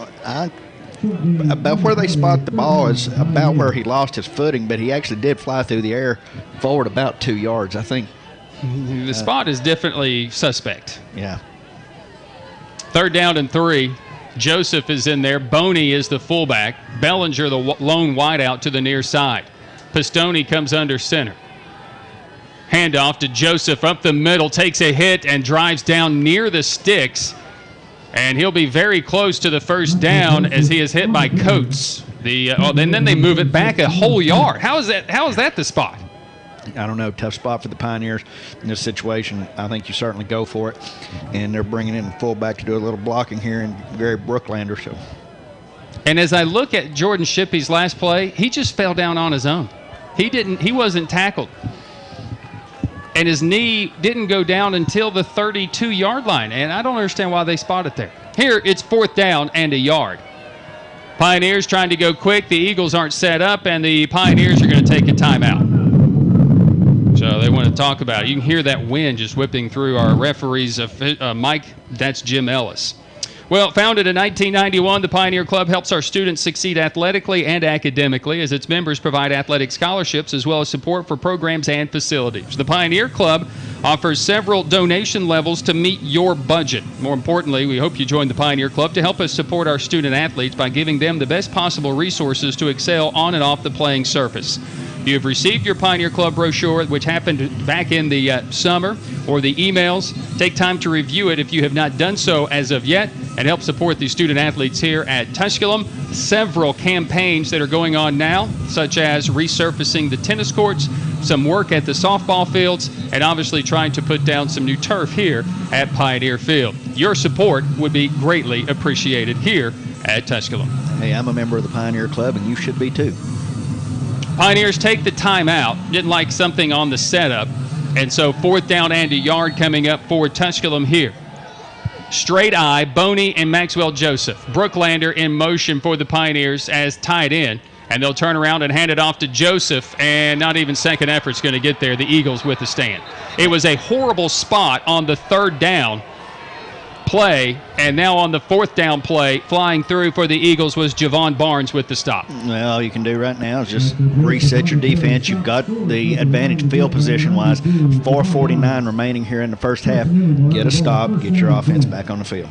So 1st and 10 for the Eagles. We're tied at 14. Tusculum has missed a field goal from 47 yards. It was going to be a tough make anyway, but the Eagles used that miss to go down and score to make it 14-7.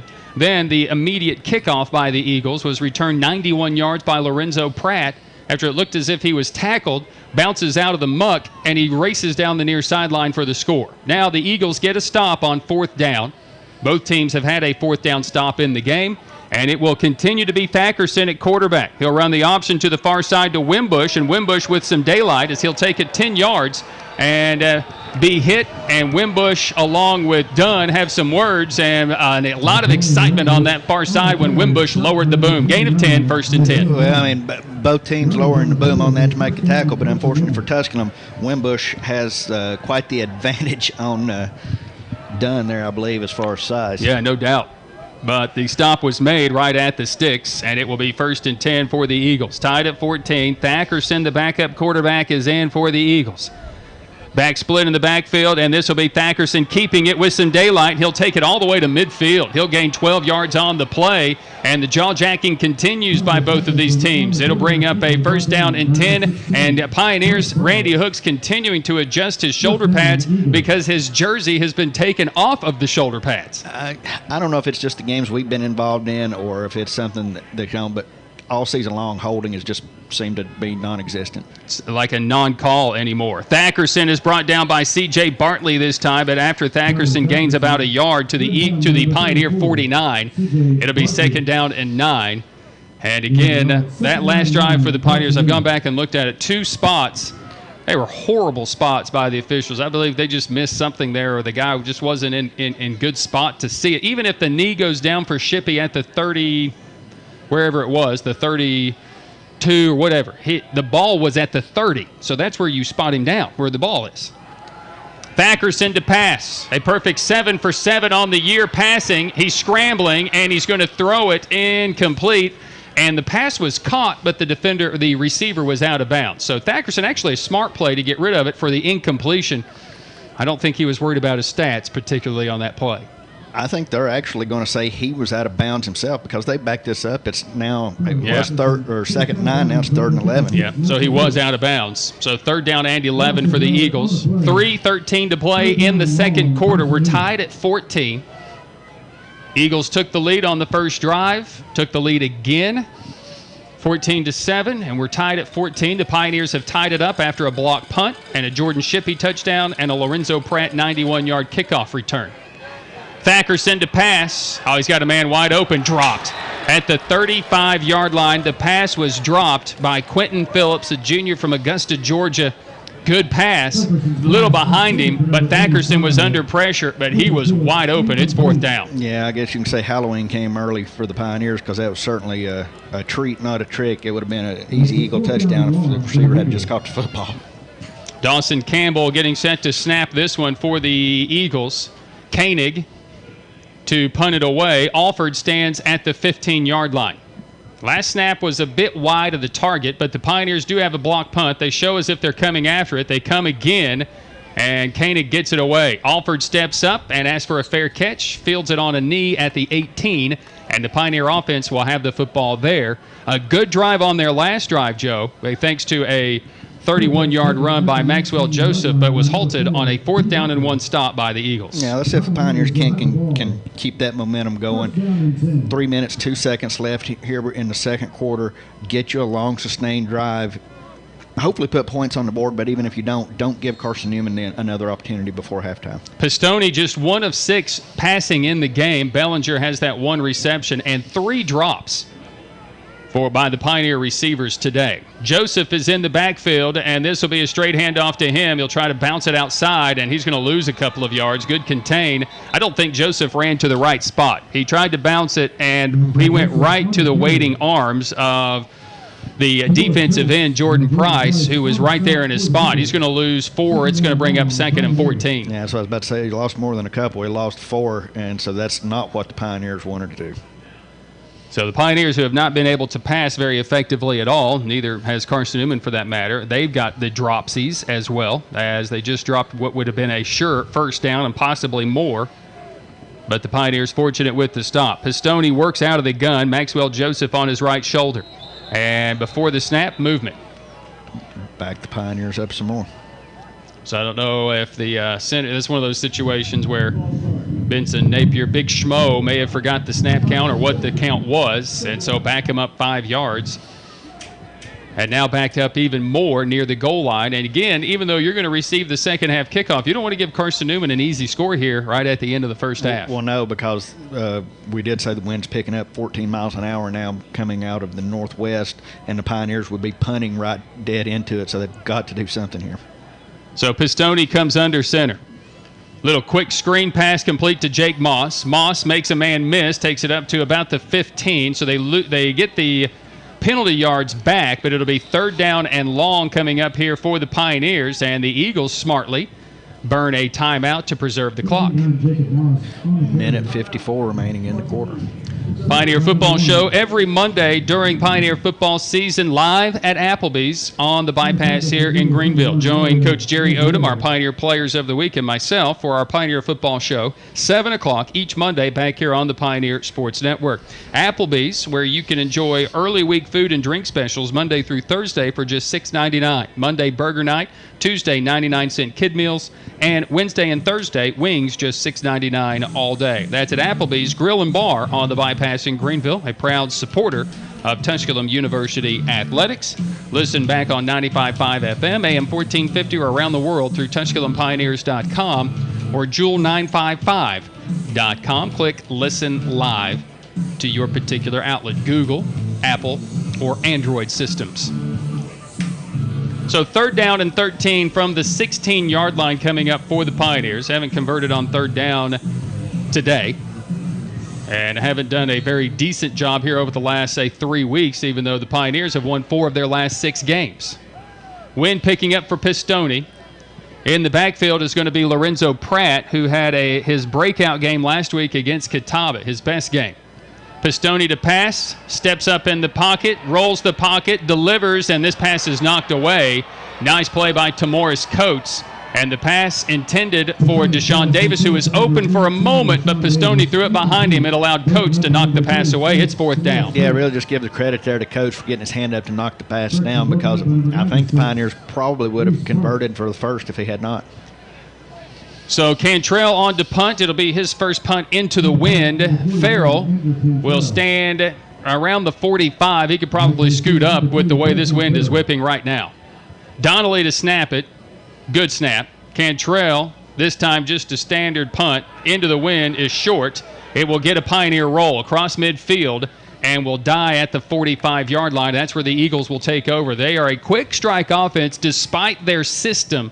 They can strike quickly, but they have 1:38 left here in the half. Well, that's why Pioneers have to keep the defense, keep your focus, do your job on this series, and don't let Carson-Newman score before going into the break.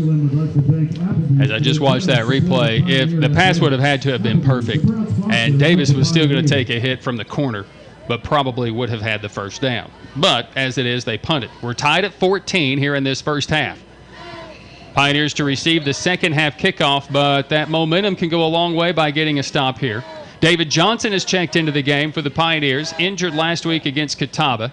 He's to the near side, D. Alford to the far side, and it's Thackerson at quarterback. Thackerson's going to keep it, and he's going to be wrapped up and brought down at the 47-yard line and taken down there. Ivan Hogan's and Randy Hooks were both there. It's 2nd down and 9. I'm taking a look down here on the sidelines. We haven't mentioned the weather. It's now 49. We've got this stiff breeze blowing, moisture in the air. All these Florida guys are huddled around space heaters down here on the Pioneer side. Yeah, they did not like it last year at all.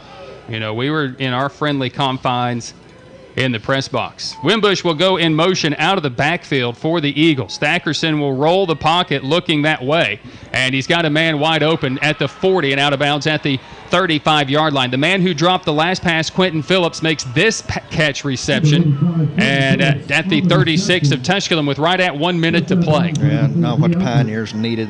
They needed to keep the clock moving and not give up the first down. Well, it's just a well-designed play, and the Pioneers, again, you've got to be so good defensively. Carson-Newman just stretches you so much mentally to line up properly and then go cover everybody. So Phillips will line up to the near side. Thackerson will come under center. Backs will be split in the backfield. They'll send a man in motion across the formation, and they'll run that little pirouette kick out. This will be Wimbush, and this time he goes nowhere because Ivan Hogan's brings down Wimbush, and they'll run the clock, no gain. 2nd down and 10. Oh, they're actually going to stop the clock, and they're going to say Carson-Newman's going to burn their second timeout here of the half. Tusculum Athletics pleased to announce that you can follow the Black and Orange with their Pioneers Front Row app powered by Presto Sports. The Pioneers Front Row mobile app free service available on the App Store, Google Play Store, providing Pioneer fans with easy access to anything and everything that's Tusculum Athletics. Follow your favorite sport or follow the athletic department as a whole with customizable sport notification tabs. That is in use today as our soccer teams are on the road. The Tusculum women were leading at halftime 2-0, and the men will play at 3:30. The women are into the South Atlantic Conference tournament. Win would help them improve their seed today, obviously, in the last week of the regular season. The Tusculum men need a win today to assure a home game, which would be on Tuesday. A loss could drop them all the way to 7. It's just a very competitive men's soccer league, women's soccer conference as well. A tie or a loss at some point during the year puts you from 2nd all the way to 5th in this league. It's just crazy the way all South Atlantic Conference sports and their standings go. Very tight, competitive conference from top to bottom. Williams, the lone setback. Thackerson to drop to a pass and looking. Now he's going to run it. Daylight 30, 25. And taken down at the 24-yard line. Pioneers covered it up nicely. It's a first down for the Eagles. The clock will stop for a moment, then they'll set the chains. The Eagles quickly to the line. They do have one timeout. The clock runs, 40 seconds to play. And that's what you can't have. You've got a chance to make a big defensive stop, and you give up a first down. Fumbling the snap was Thackerson, but he's got it, and he's into the secondary at the 25 to the 20, and he's down to the 18-yard line, moves the chains again. After fumbling the snap, was able to hang on to it and go for 12. How is it that this Carson-Newman team year in and year out seems to just, when you're good, the luck comes your way, and they've been good for so long, they're always lucky. Thackerson again comes under center, working against the clock. This is Colton Strickland. He's going to bring down Thackerson after he was held at the line of scrimmage. As Strickland makes that stop, it's a loss of 2 on the play, and the Eagles burn their final timeout. So they have 15 seconds left here in the half. They have moved the ball nicely with 1:38 to play to the backup quarterback, Thackerson. And the Eagles, with these young freshman kickers, they haven't been necessarily steady in kicking this year. 2 of 5 in the field goal department, 27 of 30 in the extra points for Drew Udy, but you and I can make that one out there right now.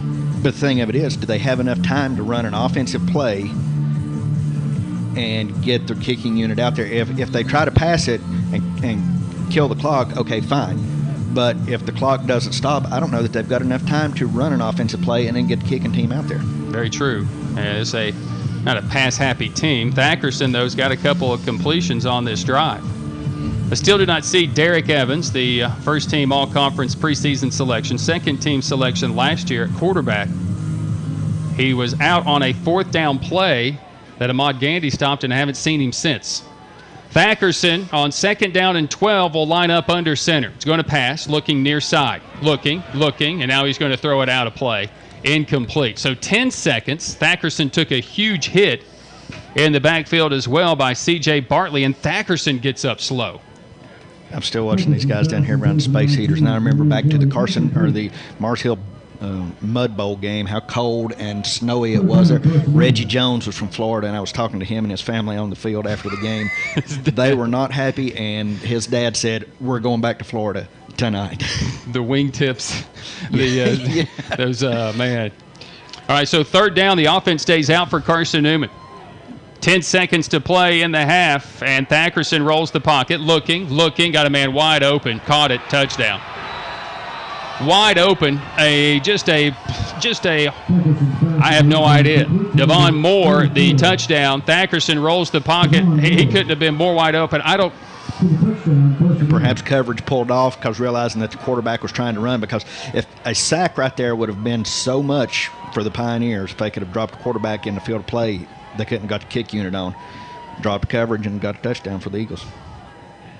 Udy to attempt the point, 5 seconds to play here in this first half. Jerry Odom is not happy on the near side. I think the point is good. And again, we'll keep it here. Won't go to break with the 5 seconds left until the half. But Coach Odom upset. He's looking at his players because obviously somebody blew a coverage, and I think that's what it was. And we go back and look at it. I don't know if Thackerson could have run it in, but you definitely don't come off your guy. And that's exactly what happened. He just came off his guy.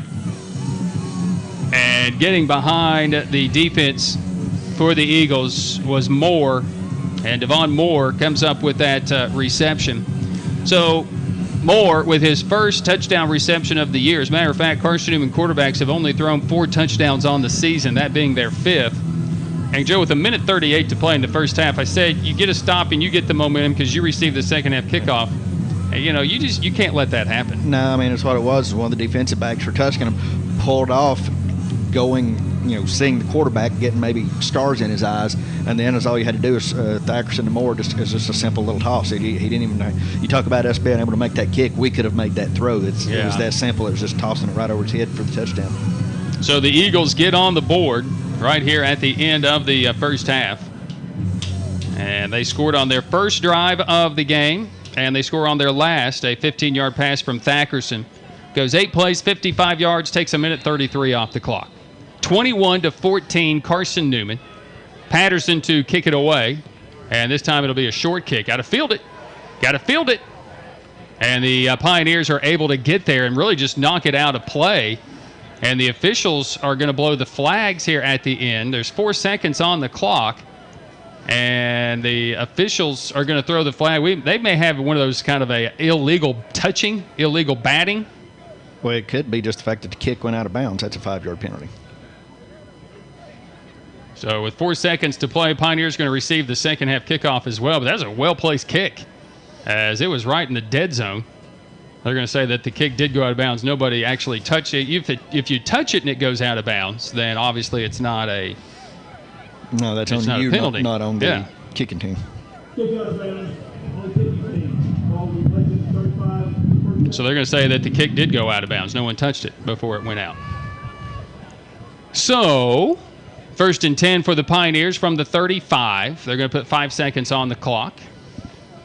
And coming up at the half, a look at this week in Tusculum athletics. Also, your first half stats, highlights, and our final game of the regular season here at Pioneer Field. Handoff to Jordan Shippey, and this first half will be over as Shippey stays on his feet, breaks out of the tackle, but the whistle's blew, and the play is done. So, an explosion play for the Pioneers as far as their special teams. A block punt that set up a touchdown and a kickoff return for a touchdown in this game. The Pioneers had it tied, much of it, but the Eagles have the better offensive game plan so far. They have the more yards as this Pioneer football team will go to the locker room. But, Joe, so much right there, that last minute 38. Unfortunately, you just can't give up a touchdown right there in the final minute 38 and feel good about yourself going into the locker room. No, you really can't. And this game depends so much on momentum and the feeling and the flow of the game. And right now, you're the team that you're swimming upstream. You will receive the second half kickoff. That's the good news. And the other good news, we have a whole half to play, down 7 to your arch rival, the Carson-Newman Eagles. Coming up, it's our Pioneer halftime report. That's coming up next.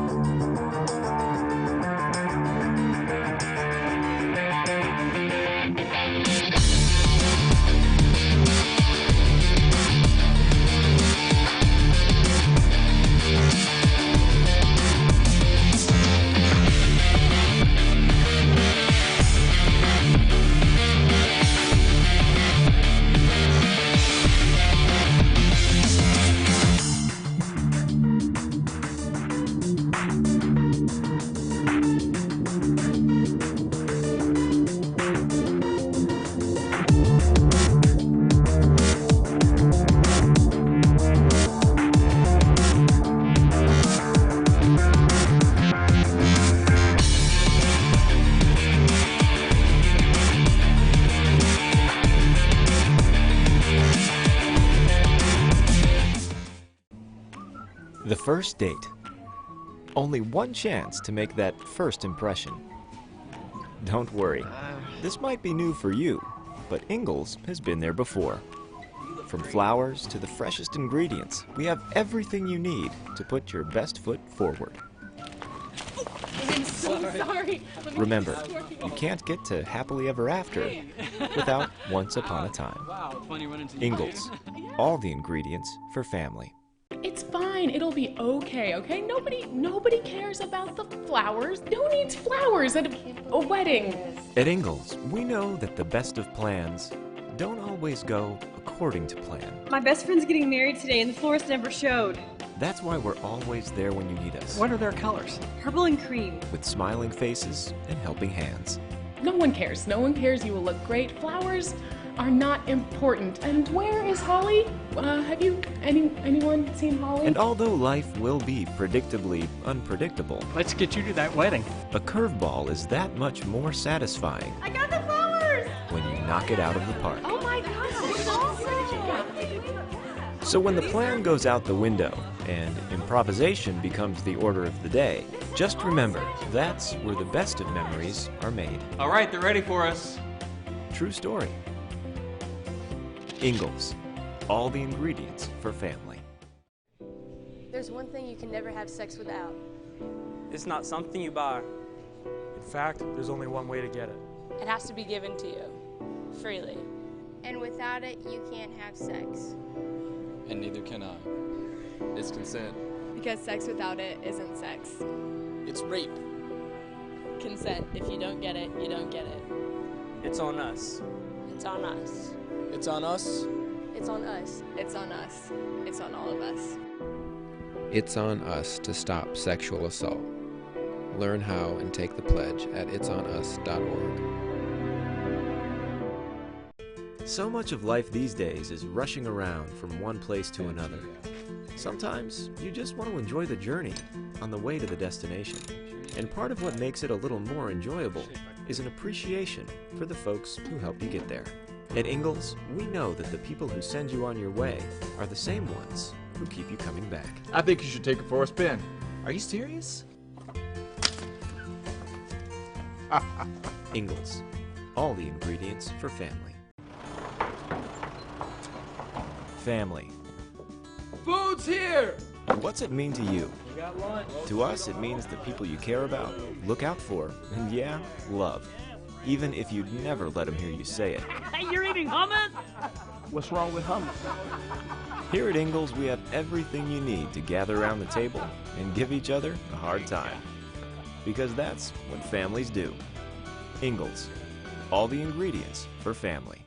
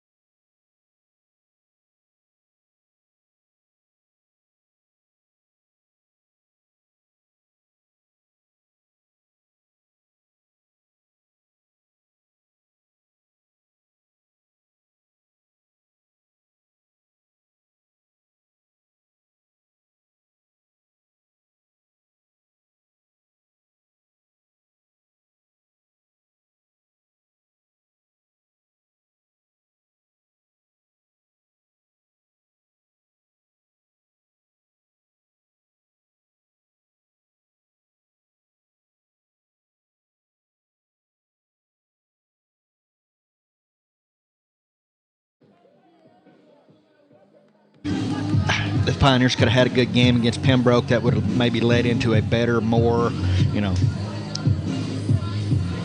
clicky, more, yeah. clicky game. I don't know. Some I don't know momentum. how to say. You had the momentum. You have your offense clicking against LR. Maybe that's different, and maybe a whole lot is different between now and then. But having to sit out that week against a team that you might have been chalking up the W against, it ultimately hurt the Pioneers here. And, it was a home game. That's another thing. Or you're not going to ever get that home game back. You're not going to. That's the other thing, because they're going to join that West Virginia conference, so they're not going to have the opportunity to play some games. Tusculum's having a hard time filling out a schedule next year, so that Pembroke game was that's a big loss for them. But if we don't necessarily go back over there for a while, that's okay. I'm not going to lament that. Yeah, that's okay. So Carson-Newman will be kicking off to start the second half. Interesting that the lights still aren't on here. It's really getting dark now. I can't tell if there's a little bit more moisture falling out of there. It's not really raining, but you can almost kind of see the moisture hanging in the air.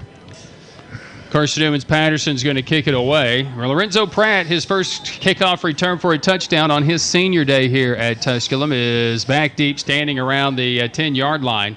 And Patterson will kick it away, and this time it's his best kick maybe of the season as he puts that one into the end zone. As a matter of fact, you can hear all the cheering. That's coming from the Carson-Newman sideline. Yeah, the ball out the back of the end zone, just a big – the wind is still blowing.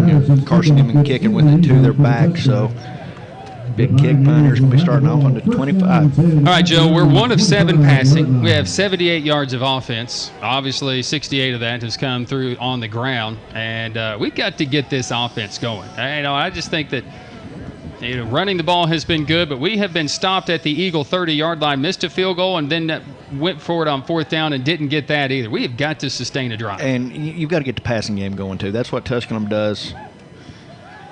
Handoff is Shippey, right up the middle at the 30. Shippey at the 35, Shippey at the 40, and he's caught at the 45-yard line and taken down there. But, if you can do that with Jordan Shippey, okay, I'm okay. Desmond Farrell saves a touchdown, but we've also got to be able to throw the ball down the field. Yeah, you really do. And the wind isn't a factor. We've talked about that repeatedly, but being 1 of 7 passing for a Tusculum team out of a whole half of football, that just doesn't work. 56% of our offense has come through the air this season, 44% on the ground. That is not the number today. 21-14, we are just underway here in the second half. The Eagles with the lead and Jordan Shippey with another carry, and this is exactly why the passing game has to get going. And there's a I think they blew the play dead. I did a false start. I'd rather take 2nd down and 13 than 1st down and 15, to be honest with you. But we'll go 1st down and 15, a false start penalty on the Pioneers. Yeah, I don't want to get the penalties going here early in the first half because you're already playing from behind on the scoreboard, 21-14. Don't make it more difficult than it has to be. 1st and 15 back at the 40. Pistone under center. Shippey is the tailback. 3 wideouts in the formation this time for the Pioneers. Bellinger to the near side. Burnett to the far side. Handoff is Shippey, and Shippey will take it to about the 42-yard line before he is brought down by a host of Carson-Newman Eagles. Just not a good running lane over there that time. Is blowing up the play is Montel Presley, the junior out of Bushnell, Florida. Well, for this running game for Tusculum to be successful, they've got to have an explosion on the offensive line because when Shippey has a hole, we know what he's capable of. He can take off. But if he doesn't have a hole, I don't think he's going to open one himself. Or if he does have a hole, sometimes he just falls down. And again, he fell down on what would have been a sure touchdown in that first half. Pistone comes under center on 2nd down and 12 for the Pioneers at the 43. 3-step drop, he's blitzed, and he's sacked. Just flying through, a guy that was hurt in the first half, Zach Fuller, just gets Pistone and just blew up the play. He blitzes right up the middle. No one picked him up. Pistone didn't see him, and he goes down. It's 3rd down and long coming up for the Pioneers. Yeah, I know what the Pioneers need. We've got to get something going because now, in addition to, you would be punting, you're going to be punting into this wind. So the Pioneers dressed in their all black with the white numbers, white football helmet. The Eagles in their traditional navy football pants, white football uniforms, and the orange helmet with the eagle on the side. Under 13 to play in the 3rd quarter. Pistone to pass, setting up a screen. It'll be complete to Pratt, and Pratt breaks a tackle at the 40 to the 45. Pratt will take it near the 49-yard line before he will be smothered by Tamoris Coates along with Darius Williams, and it'll be 4th down and 6 for the Pioneers. Yeah, essentially the drive netted about 4 yards because at least you did get past the back past the sticks, but you're still punting from midfield. So Cantrell to punt. Farrell will drift deep. He'll go inside the 20, averaging just about 13 yards a return. Has not had the chance today. The wind and Cantrell himself has done a good job. Just 33-yard average so far today. Cantrell, low end-over-end kick that hits at the 25, 20, 15. Farrell gets away from it as the ball rolls inside the 10 and touched up by Clinkscales and company. And the Pioneers, good special teams play right there by Andrew Cantrell, almost called him Hunter. With 12:01 to play here in the third quarter, the Eagles have the ball for the first time. Cantrell punted that ball the exact way he had to. If the ball was in the air, it was going to hang. He punted it low, put a forward spin on it, so it was going to hit. That way you wouldn't have any kind of return and hit and roll, and it did just that and put the Eagles back inside their own 10. So Carson-Newman. Still no Derek Evans. Still don't see him on the sideline, but I haven't looked for him. It's Thackerson going at quarterback. Handoff on a delay to Williams, and Williams from the 10 will take it to about the 12-yard line. Nelson Luis was in the backfield to slow him up, and Ivan Hogan's, and it'll bring up 2nd down and 8. Thackerson does a good job of selling that delayed handoff because everybody under the sun, it looks like he's going to be rolling out to the left, but he holds on just long enough to try to pass off to the dive, and the Pioneers sniffed it out. Clock runs. Eagles lead 21-14, not in a hurry. As Thackerson will come under center. Williams and Wimbush in the backfield. They'll move the tight end from the right to the left. The sets are so tight that you got to tiptoe your way through. Here's Wimbush, and he'll get the carry, and he'll go down right at the line by Nelson Luis. This young freshman is really emerging as one of our best run stoppers. And Nelson Luis had 5 tackles in that first half. Might give him 6 now. So 3rd down and 8 coming up for the Eagles from their own 12-yard line. You just got to be so fundamentally sound. We've got some youngsters out there like C.J. Bartley and Nelson Luis who are playing some big minutes for the Pioneers. Xavier Clemens on that defensive line, and you have to stay focused for the full 60 minutes. Thackerson back out to pass, looking. He's under some pressure. Randy Hooks applying some pressure, and Thackerson's going to go down at about the 14. Xavier Clemens and Hooks were there, and the Pioneers get a stop. Good coverage in the secondary, and it's 4th down, and the Eagles will punt. I think we've got a man down over on the far sideline. Yeah, I think it's Hooks who was over there. No, actually Hooks is up, and so it will be a Pioneer defensive lineman. Not sure who got out there. Hopefully it's not Luis who was out there, but the injury to the Pioneers. So the final home game of the season for Tusculum here today. Basketball season is here. The Tusculum men's basketball team went to Arkansas last night. Actually, they left Wednesday to get there because it's about how long it would take to get there. Took some vans, loaded up, and they got there. They played. It was 30-24 at half. The Razorbacks with the lead at halftime. They go on to win big, limiting the Pioneers to just about 20 points in that second half. It is Nelson Luis who was injured, but he's walking off under his own power. But the Pioneers hit just 2 3-pointers last night in 19 attempts, and Arkansas hit 11. It wasn't the final margin of victory, but they've run in this Division I streak. They'll visit the Thompson Bowling Arena next Wednesday to take on the Tennessee Volunteers and Rick Barnes' 6th-ranked Volunteers. An exhibition play on Wednesday, and then on Thursday of next week, we'll travel to Cincinnati. They open up the regular season in Aiken, South Carolina for the South Atlantic Conference Peach Belt Clash. It's moving into that time of the year very quickly, and it doesn't seem like that long ago. It was still sunny summer weather, but certainly not today. Well, we've got another clipper moving through, so some rain coming down. It is nasty. Wind at the back of Koenig, who nearly had that one blocked, but that's a beautiful punt. Alford fields it at the 42. He's got daylight at the 50. Alford at the 45, and then taken out of bounds by his shoulder pads in Carson-Newman territory by Rondro Peebles out of Knoxville, Tennessee Central High School. So good field position for the Pioneers going with the wind into their face. A good punt by Koenig, but a good return by D. Alford. It really was. I mean, that punt couldn't have been better for the Eagles, and then for Alford to get the return that he did is just amazing. So here it is, 1st and 10, officially at the 43-yard line of Carson-Newman. Pioneers must sustain some offense. It's tough. I get it. The conditions are not good. But you just can't solely run it because you're a team that has to rely on the pass, unlike Carson-Newman. Play action bootleg, back throwing across the plane is Pratt, who is out of bounds. He completed it, but it was pretty well covered by Ross Pryor of Carson-Newman. And Pratt he just couldn't keep his foot in. It's out of bounds. He did catch it, but it's 2nd and 10. Yeah, bad break for the Pioneers there. But very good looking play. Just if that daggone field had been about another yard wider, be marking up down in closer to the goal line. Yeah, he was just out of bounds. The official was right there on top of it. Pratt did make the catch. And when Pistone let it go, I thought, no, don't throw it. He's there. And the coverage is there. But actually, it was a well-thrown ball by Pistone. So 2nd down and 10 for the Pioneers. Still with only one completion on the game. Carson-Newman on the blitz. This pass will be complete to Brian Burnett at the 35-yard line.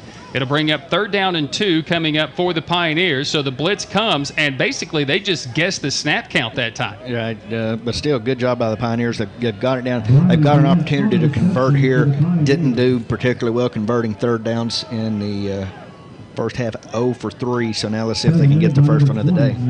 So 9:40 to play on the clock. It runs here in the 3rd quarter. Carson-Newman leads 21-14, and the Pioneers have Lorenzo Pratt in the backfield on this 3rd down and 2 play. It's just a direct handoff to him, and he's going to lower the shoulder, and he'll take it across the line to gain for the 1st down. The first 3rd down conversion on the day for the Pioneers. They're 1 for 7 now on the day. Will Boney in on that play, and he's going to have to come out because he lost his helmet and his mouthpiece. Well, he blew the play open. He got Pratt the extra yard that he needed to get that 1st down. So the Pioneers get the 1st down at the 32. This is where their drives have stalled out. A missed field goal of 47, and then a 4th down conversion that was failed. So Pistone comes under center. Pratt stays the running back in the backfield. 3 wideouts in the formation. Pistone 3-step drop pass is incomplete, intended for Bellinger, and Mizier with the coverage for Carson-Newman broke it up. It's 2nd down and 10. We always keep mentioning the weather. It's getting worse by the minute out there. Wind's picking up, still 13, 15 mile an hour wind. Temperature's dropping now. It's 49. Rain starting to fall. We got umbrellas up in the stands. I've said Mizier a couple of times. It's Mezier, as Adam Cavalier does a wonderful job getting me prepared, pronouncing the names and the information about these Carson-Newman athletes, but I've messed that up. That's not his fault. That's definitely on me. 2nd down and 10.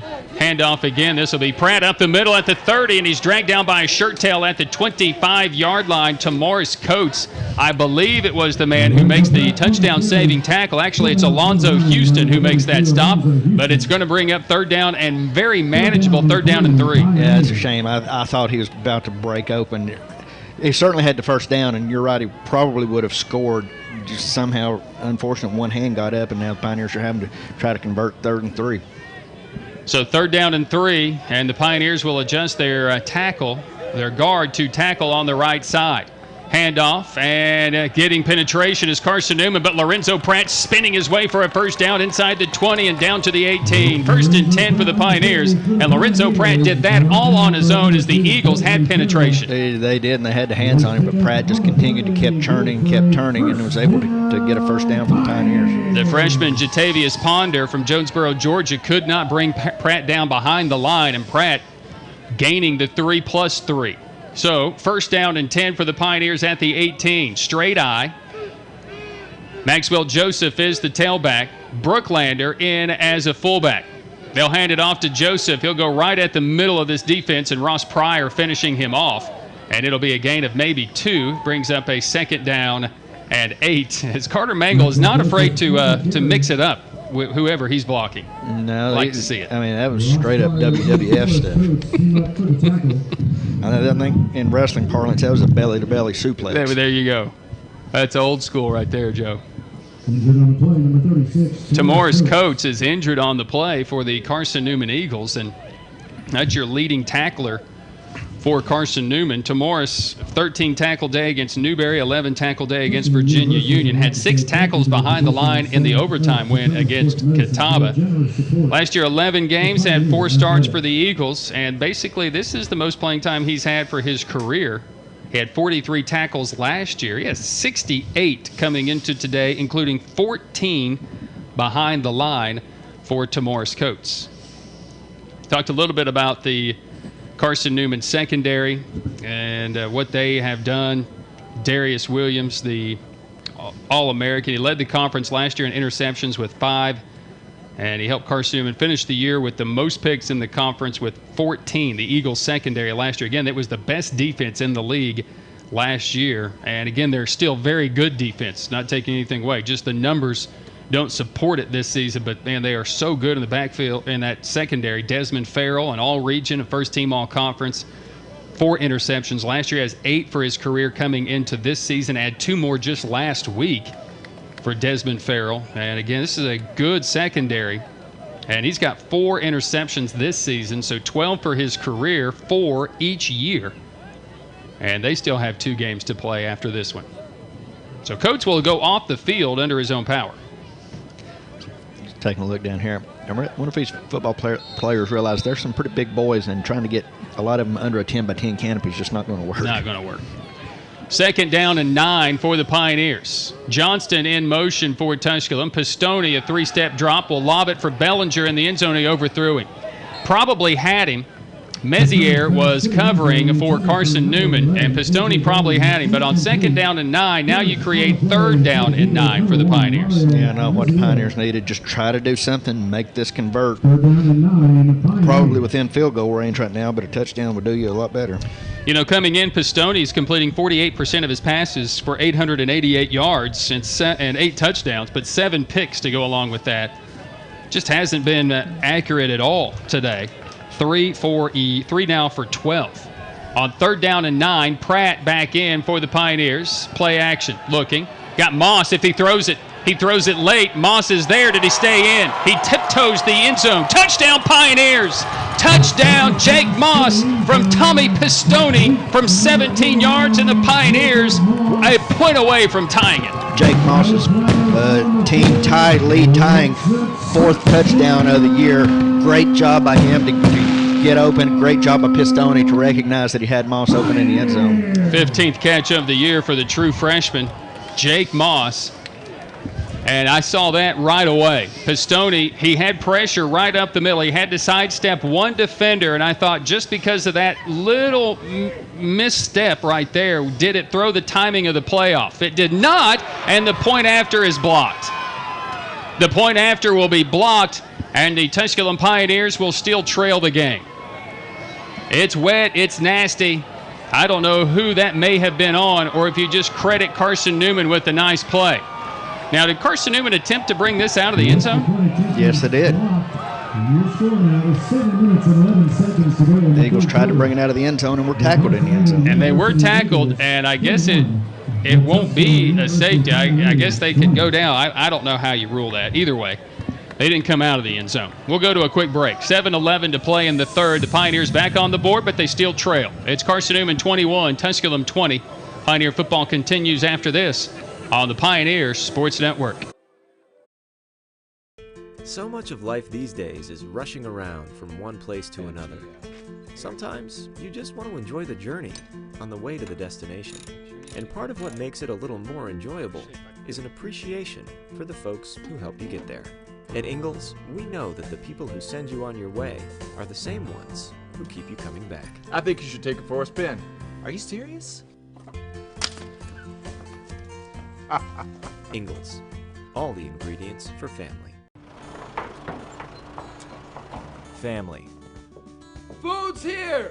What's it mean to you? You got lunch. To us, it means the people you care about, look out for, and yeah, love. Even if you'd never let them hear you say it. Hey, you're eating hummus? What's wrong with hummus? Here at Ingalls, we have everything you need to gather around the table and give each other a hard time. Went from there, so 9 plays, 43 yards, 3:06 off the clock. Jake Moss, 17-yard touchdown pass from Tommy Pistone. We haven't been very good on the offensive side of things, but you just got to weather the storm. And right now, this storm is rolling right into Brandon Glick's face, and the entire return team for Carson-Newman is up.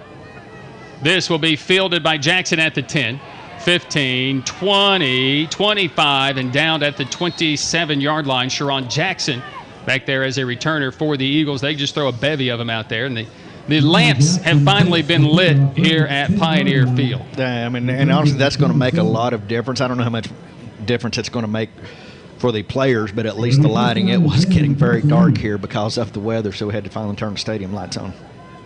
So, yeah. I mean, and if you'll notice, the umpire, every time that there's any kind of delay, when he places the ball down, he actually covers it up on the field. So he's covering the ball up, and the Eagles. And again, what's funny about the Eagles and the mesh point, we talk about a mesh point now. That's the vogue thing in football, the handoff zone.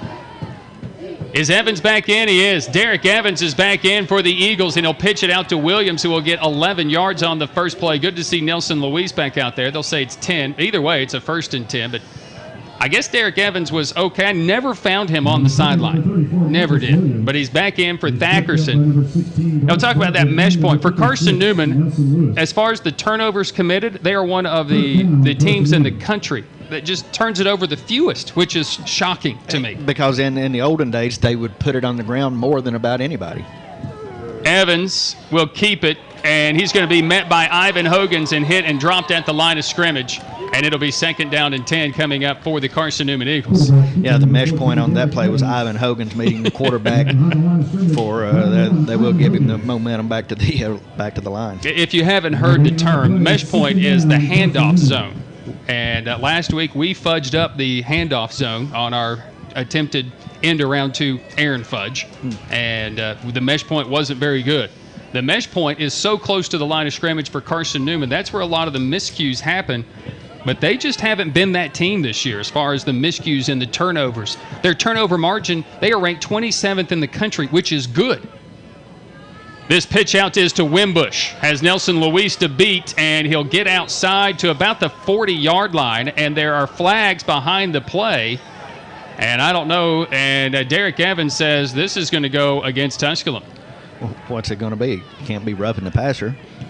I saw a couple of guys getting into it. So if this is anything but offsetting, then the officials did not see all of it. They definitely saw something, but did they see all of it? Obviously, they did not.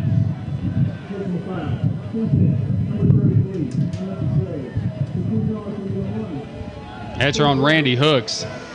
Another one of these seniors, and the ball will be moved to the Pioneers 46, 1st and 10 for the Eagles. They did not see the whole play. Well, I didn't see any of it. I'm trying to look now on the replay, but whatever it was, but this is just typical Tusculum. You've got an opportunity to get Carson-Newman off the field, and you do something silly and give them an easy 1st down. Randy Hooks has been given the business, and then he just kind of does a shove. That's terrible officiating. You can't shove, but the play started as Hooks was on the ground getting the business. Evans is going to be smothered by Xavier Clemens as we return to play here. It's going to be 2nd down and 10, no gain there. And footing at a premium for both teams right now as the field is really mucked up. 2nd down and 10 from the Pioneer 47-yard line. They're going to lose a yard. Yeah, that last play, Hooks did do what he got flagged for, but you have to think about what caused him to do that, because he was on the ground and was hit about 3 times. While he was on the ground, and he stood up and shoved the guy off. He just shoved him off of him, got him off as he was being shoved, and his head was being slammed into the mud here at Pioneer Field.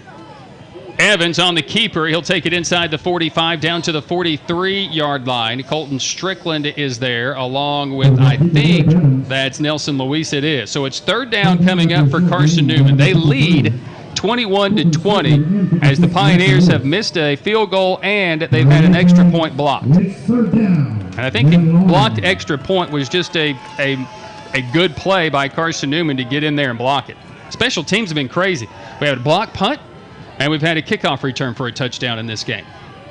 So special teams may play a big part in whatever the final outcome is going to be. Evans comes under center for the Eagles. It'll be the Evans keeper, and Evans is going to be smothered.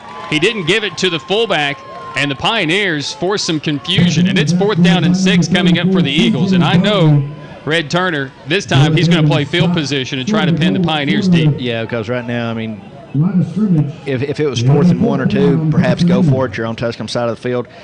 Whenever you're at the 42, you don't really want to go for it on 4th and 7. So the 15-yard penalty against Randy Hooks for the shove after the play, after being given the business, it doesn't help as the Pioneer defense stands on their head. Koenig, low snap. End over end. Alford asks for a fair catch, drifting up near the 15 and makes the catch. And the Pioneers will have it 1st and 10. Scoring on their last drive, but they took a short field to score. Tusculum has not really been able to sustain a long drive in this game, but they're down by 1 with 3:41 to play, fighting for their conference hopes. Well, I mean, conference hopes, that's good to talk about, but this is Tusculum Carson-Newman. If there was no conference hopes alive, this is the game you want to win, to make you feel good about yourself, make your fan base feel good about themselves. But the reason we're talking about it, Carson-Newman, they control their own destiny. Tusculum needs some help. This is the first meaningful Tusculum-Carson-Newman game in a while. Yeah, it really is, and I mean, it's great to see here, and it's a good competitive game. Pistone comes under center.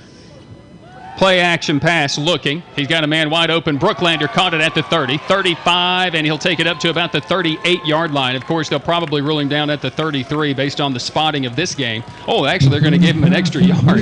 Give him the 39-yard line. 1st and 10, that's a great play by Pistone. Yeah, it really is. I'd like to see several more of those this afternoon as we've got 3:24 remaining in the 3rd. Brian Ferguson has the offense clicking, the passing game working much better. First half, 1 for 7, a 10-yard completion to A.J. Bellinger. Here, it's a lot better, including a touchdown toss to Jake Moss. Pioneers had the ball for 8 minutes total in the first half. Handoff, this will be Shippey. Shippey breaks daylight, 45, 50, 45. Down to the 42-yard line. Touchdown-saving tackle is made by Ray Arterbridge, and it's going to bring up 1st and 10 for the Pioneers. I kind of think Shippey might have banged himself up a little bit because he's bringing himself out of the game. So Shippey will exit. Maxwell Joseph will enter, the preseason all-conference pick for the Pioneers. Rushed for 285 yards coming into today. Last week against Catawba, 84 yards on 17 carries and a score, and also 2 catches for 28 yards and a score. So Joseph breaking into all-conference type form right here at the end of the year. 1st down and 10 from the Eagle 43. Pistone, 3-step drop, and this one is airmailed behind BK, Brian Burnett, and off the hands of Desmond Farrell. And that was a throw it to him, not through him moment. Yeah, it seemed like Pistone all day long. The misses he's had, he's throwing behind people. Yeah, let's take him dove hunting and teach him how to lead the target a little bit. And that was just a 3-step drop too. So again, a lot of the talk. Alex Ogle injured last week against Catawba and hated the fact that he's going to be lost for the year. Because he was starting to really play well. Also, yes, I was critical of him. He threw some bad balls at times, but again, just the poise that he had for the Pioneers, just that calm demeanor. Joseph just lowering the shoulder. He's not looking for a hole. He's looking to create a hole in somebody. And this will be 3rd down and 9, maybe 3rd down and 10. Listen, guys, when he drove it to the 41 and then was driven backwards. It's a tough spot. It is, and the Pioneers they're looking at 3rd and 10 here from their side of the field. Got to get something going here as we just hit the 2-minute mark in the 3rd quarter. They were going to spot the ball at the 44, but they moved it back to the 43. Okay. I was getting frustrated. 3rd down and 10. Pratt is in for the Pioneers. 3 wide out set. Burnett to the far side. Bellinger near side. Pistone to pass, had his pass tipped as he delivered it incomplete and out of bounds, fortunately. Had that one been in play, it's a pick 6 all the way. Pistone has to see the guy coming right up the middle, and he didn't see it. He was going to throw it to Burnett, who was covered anyway, and so it's 4th down. Yeah, right now, Cantrell needs to get off a really good punt into this win. He's got the leg under normal circumstances to park the Eagles back inside the 5, hopefully. Maybe he can get something going. Eagles get another big defensive stop. Cantrell to punt it away. Now, we haven't said that a lot, but they have really stood on their head here in the second half after giving up the touchdown drive. Cantrell catching it, getting it away. Very high, wobbly spiral. And, yeah, he didn't ask for a fair catch, and then he took off. All right, so if he asked for the fair catch and he takes off, that's a 15-yard penalty. Right, but he did not. I didn't see him ask for. I didn't see him ask for the fair catch either. Farrell just receiving it at the 12, but then he took off, and that's a penalty. So the officials were blowing it dead before he was tackled. So I don't know. I'm confused on that play. I don't think he asked for the fair catch. Well, no. So I mean, I don't say that shouldn't be a penalty because he didn't ask for the fair catch. He just kind of maybe sold the fact that he asked for a fair catch, and Tusculum didn't tackle him. But he was tackled at the 16. So that's what I'm saying. They blew it dead, so I don't understand it. We're not taking a timeout here. 1:31 to play here in the third quarter. It's 21-20. Carson-Newman with the lead and the ball. And Derek Evans is back in at quarterback after missing 3 series of the first half. Thackerson led him to 2 touchdown drives. Wimbush with some daylight. Daylight at the 20, 25, and up to the 29-yard line. Antonio Wimbush with his longest run of this second half, no question, and his longest since his opening run of 64 yards. He broke about 6 tackles on that play, just kept moving one side or the other, and he was able to pick up a big piece of yardage for the Eagles. He did not play Tusculum last year, but the last time he played Tusculum, he went over 100 yards. The Eagles go quickly, and Evans is going to trip and fall at about the 31-yard line.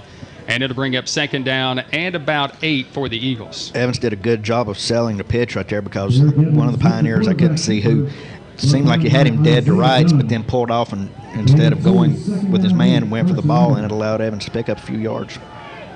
Wimbush, as a freshman, had 584 yards, the best for a freshman since Tyron Douglas in 2010. It's just a young man who, I'd love to have had him here at Tusculum. Jerry was trying to recruit him at Jacksonville at the time, but what a talent Antonio Wimbush is. Late pitch, and this will be at the 30, 35, and up near the first down marker, and that'll be Marcus Williams as Bryce Bartlett comes up with the tackle. Once again, and I know we say this a lot, but just the way this offense is designed, a play looks like, well, that didn't go for much. Oh, wait a minute, it's a first down. So they'll move the chains. 1st and 10. The Tusculum Pioneers will start over, basically. So 1st down and 10 with the ball at the 43, or pardon me, the 38 will be the final play of the third quarter of action. We'll come back to Pioneer Field with the fourth quarter right after this. It's meaningful for the first time in a while, and the scoreboard says it too. End of 3, Carson-Newman 21, Tusculum 20. So much of life these days is rushing around from one place to another. Sometimes you just want to enjoy the journey on the way to the destination. And part of what makes it a little more enjoyable is an appreciation for the folks who help you get there. At Ingalls, we know that the people who send you on your way are the same ones who keep you coming back. I think you should take it for a spin. Are you serious? Ingalls, all the ingredients for family. Family. Food's here! What's it mean to you? You got lunch. To us, it means the people you care about, look out for, and yeah, love. Even if you'd never let them hear you say it. Hey, you're eating hummus? What's wrong with hummus? Here at Ingalls, we have everything you need to gather around the table and give each other a hard time. Because that's what families do. Ingalls, all the ingredients for family.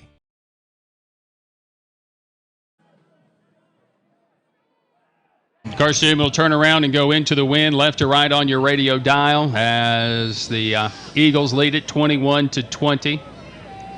Derek Evans, injured in the first half, we believe. Missed 3 series, is back in there. He has the ball right now, and he's just being hidden behind the line of scrimmage, and he will just find his way up to about the 45 to the 46. And he was stuffed right up the middle and was able to bounce out to the left side, and Ivan Hogan's eventually brought him down.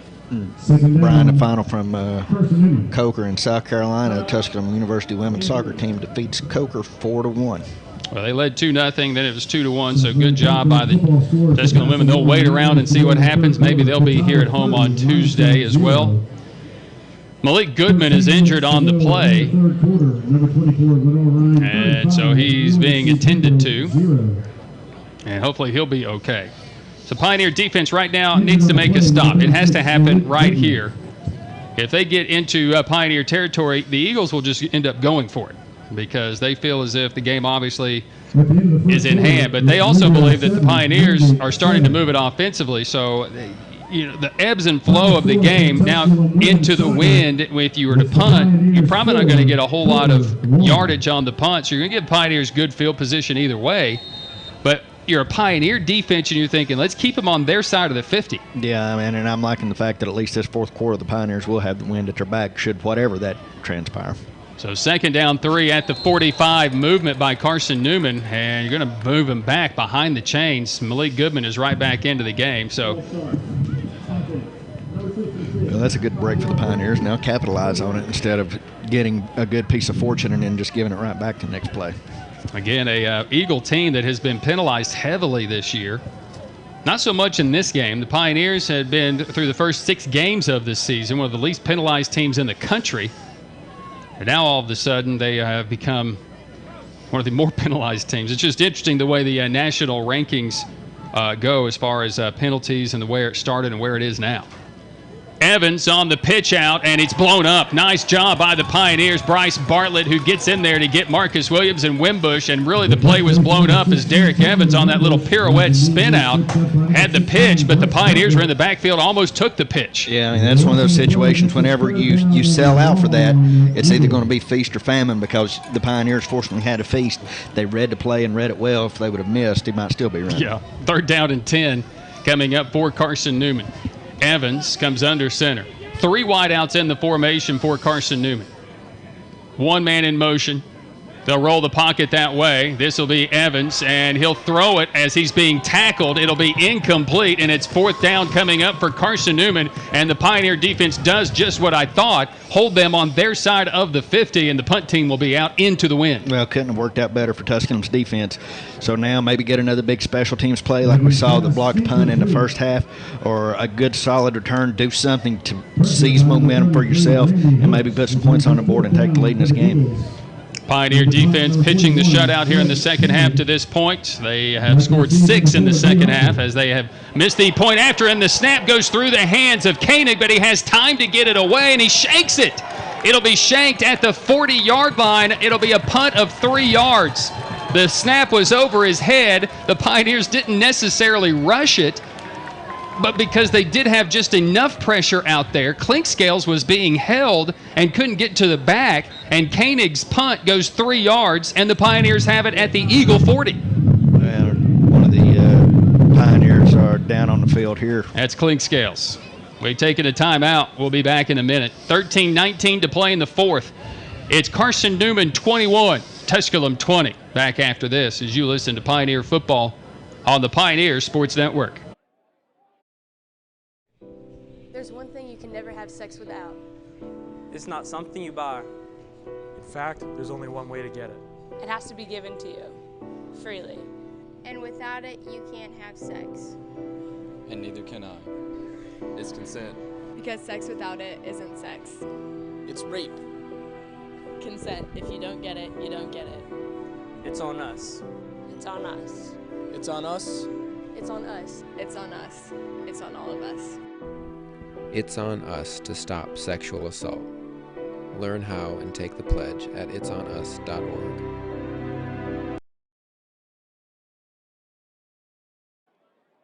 Out of the timeout, Javante Clinkscales, who is the second gunner that comes in at the max protection on that special teams play, was kicked and tripped as he was taking it, was going to apply pressure to the punter, so he never got to the protection, and then Alan Cooper did apply the pressure to the punter Koenig and forced him into that bad punt, but probably could have forced him into even worse pressure if he could have been able to run cleanly.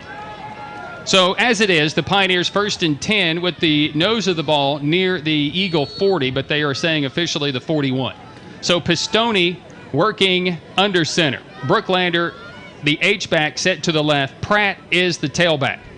It'll be Lorenzo Pratt, just a patient run, bouncing it outside at the 40, 35, Pratt to the 30, 25, out of bounds at the 20, and the Pioneers, there's a late flag that comes in at the 18-yard line. It's going to be a holding against the Pioneers.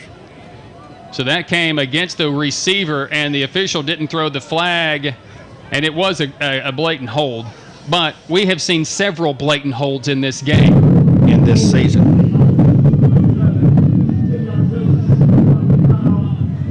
So it's still first down. It'll be first down and about 7 to the 37-yard line, I think. Yes. So first down and 6 for the Pioneers. So wipe off the big run by Pratt, who did a great job at the line of scrimmage, just waiting for the blocking to develop, and then he bounced it outside and picked up 15. But the hold at the 27 brought it back to the 37. First and 6 for the Pioneers. No, just keep this thing rolling. That's all they have to do.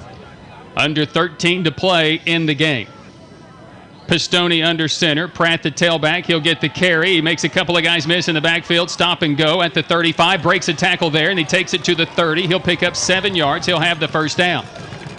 Lorenzo Pratt, and a late flag comes in after the play as well. No indication yet what this is going to be. Maybe Pratt was on the ground, so I don't really know how he could have committed a penalty. Arterbridge with this tackle over there. Pratt's clapping as if this will go against Carson-Newman. Yeah, it goes against the Eagles for an unsportsmanlike play after the play. Add 15 yards to the end of the run, and the Pioneers are inside the 15 at the 14-yard line. I haven't seen the replay yet, but my guess is what happened is where Pratt broke loose and he was laying on the ground. The Eagles were probably standing over him taunting or something. They're going to officially mark it at the 15. So first down and 10 for the Pioneers.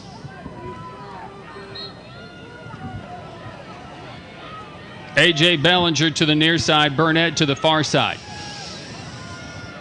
Eagles lead 21-20. Pistone under center. Brooklander in the backfield. Play action pass. Pistone looking for Brooklander, finds him complete at the 12, and he'll move it down to the 10. And that'll be a gain of 5. Second down and 5 coming up. Nice composure there by Pistone because the Eagles were coming after him. He did get a good block, but he got the ball to Brooklander and picked up some piece of yards. Clock runs as we approach 12 minutes to play in the game. Pioneers have it second down and 5 at the Eagle 10. Pistone under center. Pratt the tailback. They'll adjust Broadwater to the right to be the tackle on the right side. From left to right. Boney the fullback, and they'll run to the left. Weak side. Pratt dives at the 5. He looks for the end zone. He's down at the 1. First and goal for the Pioneers as Lorenzo Pratt, led by Will Boney, takes it to the Eagle 1. All right, now right here, a situation where you've got less than really a foot. It's not even at the 1 yard line. It's the tail of the ball is right on the 1. So just do some sort of protection package where you're pushing through, and even if it takes you 4 downs to get it in, get the touchdown here. Is it Will Boney time? Pistone under center. Brooklander in motion. It'll be Pratt time, and he'll walk into the end zone. Touchdown, Lorenzo Pratt. Touchdown, Pioneers. They have their first lead of the game. Great job by the Pioneers there. Great job by Pratt. He earned the touchdown on here. He earned the right to score the touchdown with the running he's done this entire series. Offense has awakened here in this second half. After the first half touchdown, right in the final seconds for the Carson-Newman Eagles, the defense of Tusculum, the offense of Tusculum has been very good. Defada to attempt the point. Surprised they're going for just 1. Snap, hold, kick is up and is good, and it's a 6-point game. 11-10 to play. Back to Pioneer Field after this. It's now Tusculum 27, Carson-Newman 21. Pioneer football continues after this on the Pioneer Sports Network. So much of life these days is rushing around from one place to another. Sometimes you just want to enjoy the journey on the way to the destination. And part of what makes it a little more enjoyable is an appreciation for the folks who help you get there.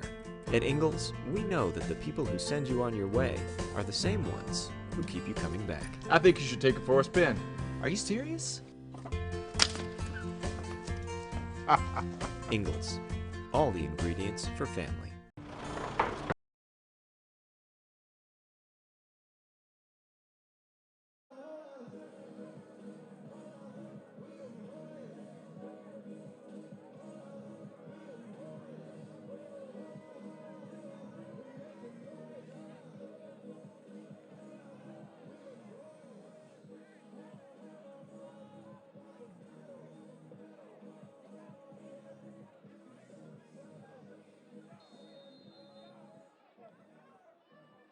So the Tusculum Pioneers take the lead 27-21 on the drive set up by the bad punt special team, setting up the field position for the Pioneers, capped off by Lorenzo Pratt from a yard. Glick to kick it away. Short kick, fielded at the 5. He's down. Down at the 5-yard line. They put Antonio Wimbush back there. Check that. That's Jackson. And when he went down, his elbow hit. Maybe his knee didn't hit, but his elbow definitely hit, and the Eagles will have 95 yards to go. Well, going to have a lot of work to do on his home field whenever it's all said and done, but maybe that is home field advantage. Yeah. Playing here on the grass today, it's muddy, it's chewed up, and the visiting team lost their footings, not the turf at Mossy Creek, so good break for the Pioneers. So it's a Pioneer football team that gets the lead. Lorenzo Pratt, a 1-yard run. 5 plays, 41 yards. Took just over 2 minutes off of the clock. So the first play is the fullback dive up the middle. Williams will take it to about the 9 as he is tripped up, and it'll bring up second down. We'll call it second down and 5. Brian, scoring update. Most recent scores we have. Third quarter, Catawba leads Limestone 30-0. Third quarter, Lenore-Ryan leads UNC Pembroke 35-0. And Wingate and Newberry are tied 7-7 at the end of the first. Next week we go to VMI in Lexington, Virginia. And then we'll finish the year at Wingate. It's Thackerson at quarterback. So Evans is out once again for the Eagles as they have gone with Thackerson. He had 2 touchdown drives in that first half. He's got it now, and he's going to keep it, and he's going to be punished just at the 11-yard line, and it's going to be third down coming up, third and about 4, and Thackerson was smothered by Bartlett, and Thackerson stays down, and that doesn't look good. Well, big play coming up here for the Pioneer defense once it does resume, because as we've seen, when Tusculum makes Carson-Newman punt from its own side here, things ultimately turn out good for the Pioneers. Now, Thackerson is holding his hamstring area, but I think he took a hit. Obviously, so some concern there. Derek Evans, your all-conference guy, who has kind of been in and out of the lineup. I'm just not sure. I think this is just a coaching decision. I don't think Evans was hurt in that first half. I just think Thackerson was playing better, even though I could never locate Evans on the sideline unless he was covered up with the jacket, which maybe I just didn't see. So we talked about it. Carson-Newman controlling their own destiny for a conference championship, which would be their 22nd. They would need a win today and a win next week at home against Lenore-Ryan. They finish out the year on the road to Pembroke, non-conference. The Pioneers need a win today and some help, but it's your rival, so just win. Yeah, just win, and then we'll worry about what transpires the conference in 2 weeks against Wingate. We go to Lexington, Virginia next week at VMI, and this looks like a serious injury for Thackerson. He cannot put any weight on his right leg as he is helped off the field. And then we close out the season at Wingate, 3 o'clock on November 10th. For the last time for the foreseeable future, thankfully. Thankfully. We will not end with Wingate. It'll either be Mars Hill, Lenore-Ryan, or Carson-Newman. Sensible scheduling. Yes. Those will be the 3 schools that Tusculum will end with in the foreseeable future. So it's third down and 3 from the 12, and Evans back in as Thackerson helped off the field. Wimbush back there with Salisbury. Evans, pitch. Salisbury is smothered by Luis and brought down back at the 8-yard line. Fourth down coming up for the Eagles. Now be another good time. Hopefully Carson-Newman will have some problems with the exchange from center to punter, and that thing might roll out the back of the end zone. Just be aware. Have awareness. Pioneers had retreated for a punt return last time. Just be aware. So the Gunners will be Clinkscales, who will be back in there. I don't see him coming out. He was injured on that last punt attempt. But Koenig is punting out of his own end zone, so. Alford stands at the 50. Koenig gets it away. It's short. And Alford lets it roll at the 40 to the 45 and down at the Eagle 47-yard line. And that's where the Pioneers take over. 1st and 10, 9:13 to play in this game, leading 27-21. Yeah, it's a shame that the ball did get the roll it did, because Pioneers could be scrimmaging from the 40, but still you're on your opposition's side of the field with the lead in the fourth quarter. Make it count. Nelson Luis came in tied with Ivan Hogan's in tackles for loss. And how about this youngster? He comes up with another big play, this time on Salisbury. And the Pioneers have good field position, leading by 6. So Pistone and the offense back out. Pratt, the tailback. Under center, Pistone. Handoff. Pratt, daylight at the 45-40. Pratt to the 35-30. Pratt breaks a tackle 20. Cuts at the 15. Down to the 10. On his feet at the 5. Into the end zone. Touchdown, Lorenzo Pratt. 47 yards to pay dirt. And the Pioneers add to their lead. That is just a phenomenal run by Pratt. He was hit multiple times. He just kept shaking tackles, moving and going. And now it's the Tusculum sideline that's cheering. You knew another score would be difficult, but you didn't know it would come on one play. Holy cow.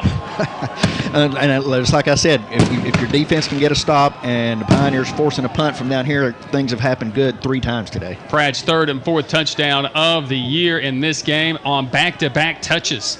Snap, hold, kick by DeFada is up and good, and the Pioneers are up 13. We go to a break. We're back to Pioneer Field. Let the fireworks rain. It's Tusculum 34 and Carson-Newman 21. Pioneer football continues after this on the Pioneer Sports Network. So much of life these days is rushing around from one place to another. Sometimes you just want to enjoy the journey on the way to the destination. And part of what makes it a little more enjoyable is an appreciation for the folks who help you get there. At Ingalls, we know that the people who send you on your way are the same ones who keep you coming back. I think you should take it for a spin.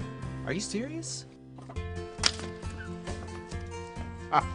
Ingalls, all the ingredients for family.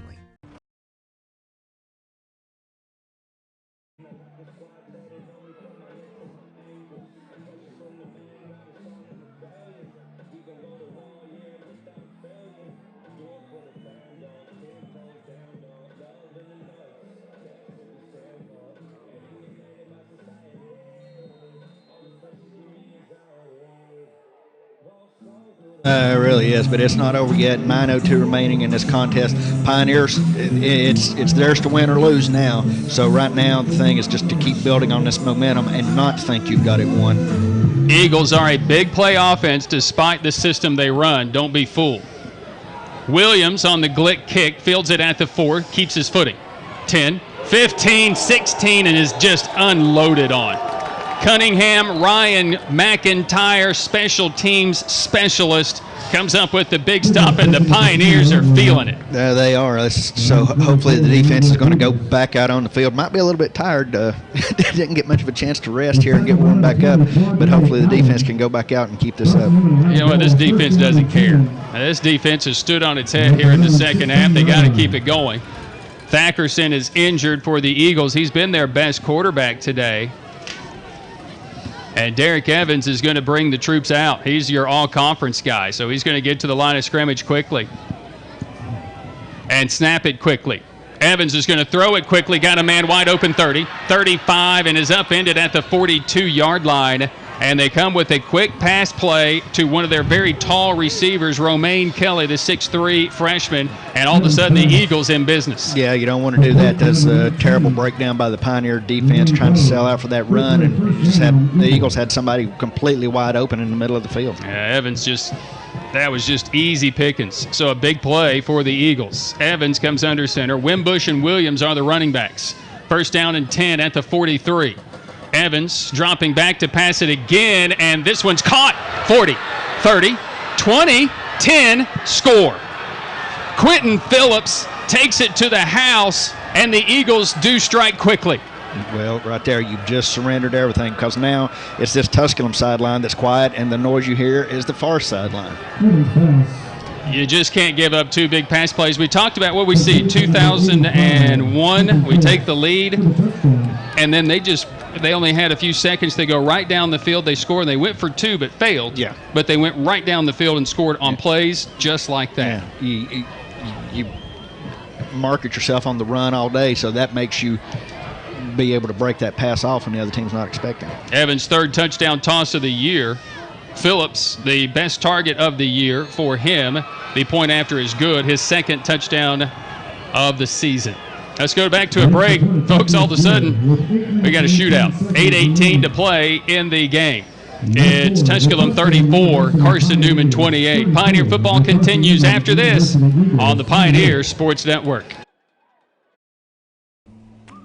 The first date. Only one chance to make that first impression.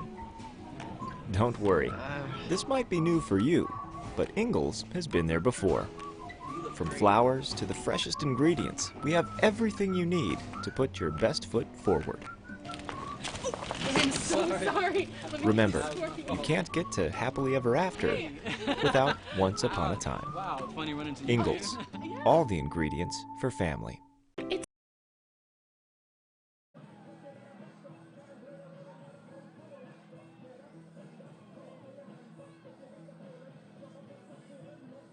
Along with Joe Bird, Brian Staten, game station engineer, the executive producer of the Pioneer Sports Network, Nathan Humbert. 2 plays is all it took for the Eagles to get back onto the board, and it's 34-28. Evans' 3rd touchdown toss, Phillips' 2nd touchdown reception of the year. And Patterson set to kick it away for the Eagles. Pratt and McIntyre are deep for Tusculum. 8:18 on the clock. Patterson's kick into the wind, short. Pratt will step up, field it at the 13. 20, 25, and goes down there as he was just trying to allow it to develop and set up, and just didn't get out and take off. On the stop on special teams, Jason Cook Calhoun out of Hoover, Alabama. So the Pioneers have some work to do. Again, only up 6 because you've had a point after block. You got to move the football here. Yeah, I'm still surprised on one of those last 2 touchdowns that they didn't go for 2. We mentioned last week the little cards you're supposed to have. That way you don't think about it. Maybe they don't have one. Maybe we should. Yeah, maybe they don't. Get Coach Odom one of those for Christmas present or something. Mangle, the tight end, lines up to the right. Pratt is the tailback. Last 2 touches, he scored. His 3rd touch, he breaks at 30, up to the 34-yard line. He'll be stopped there. So Pratt on 3 touches has gained about 50 yards. Well, honestly, I would rather him not score on this next touch. I would rather see a sustained drive that's going to eat 3, 4, 5 minutes off this clock as the rain really starts to come down here. Pratt is under 200 yards rushing this year, but having a banner day here today for the Pioneers on his senior day. 2 games remain, both of them on the road for Tusculum, but the only game that matters is this one right now in the final 7.5 to play.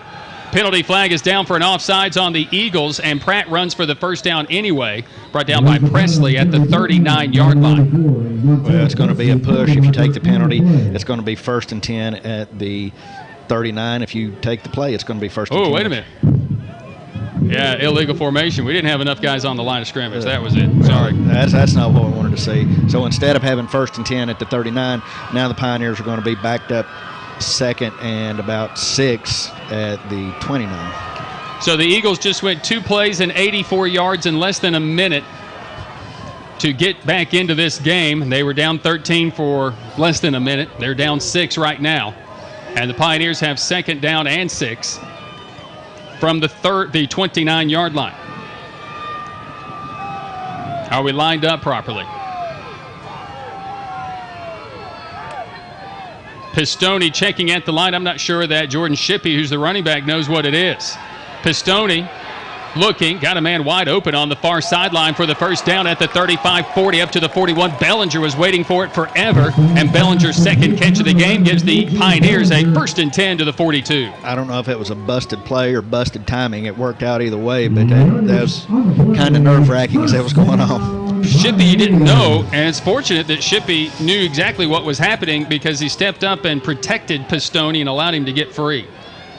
So the rain continues to fall. Pioneers lead by 6, 34-28, 6:40 on the clock and running. Pistone under center. Shippey is the tailback.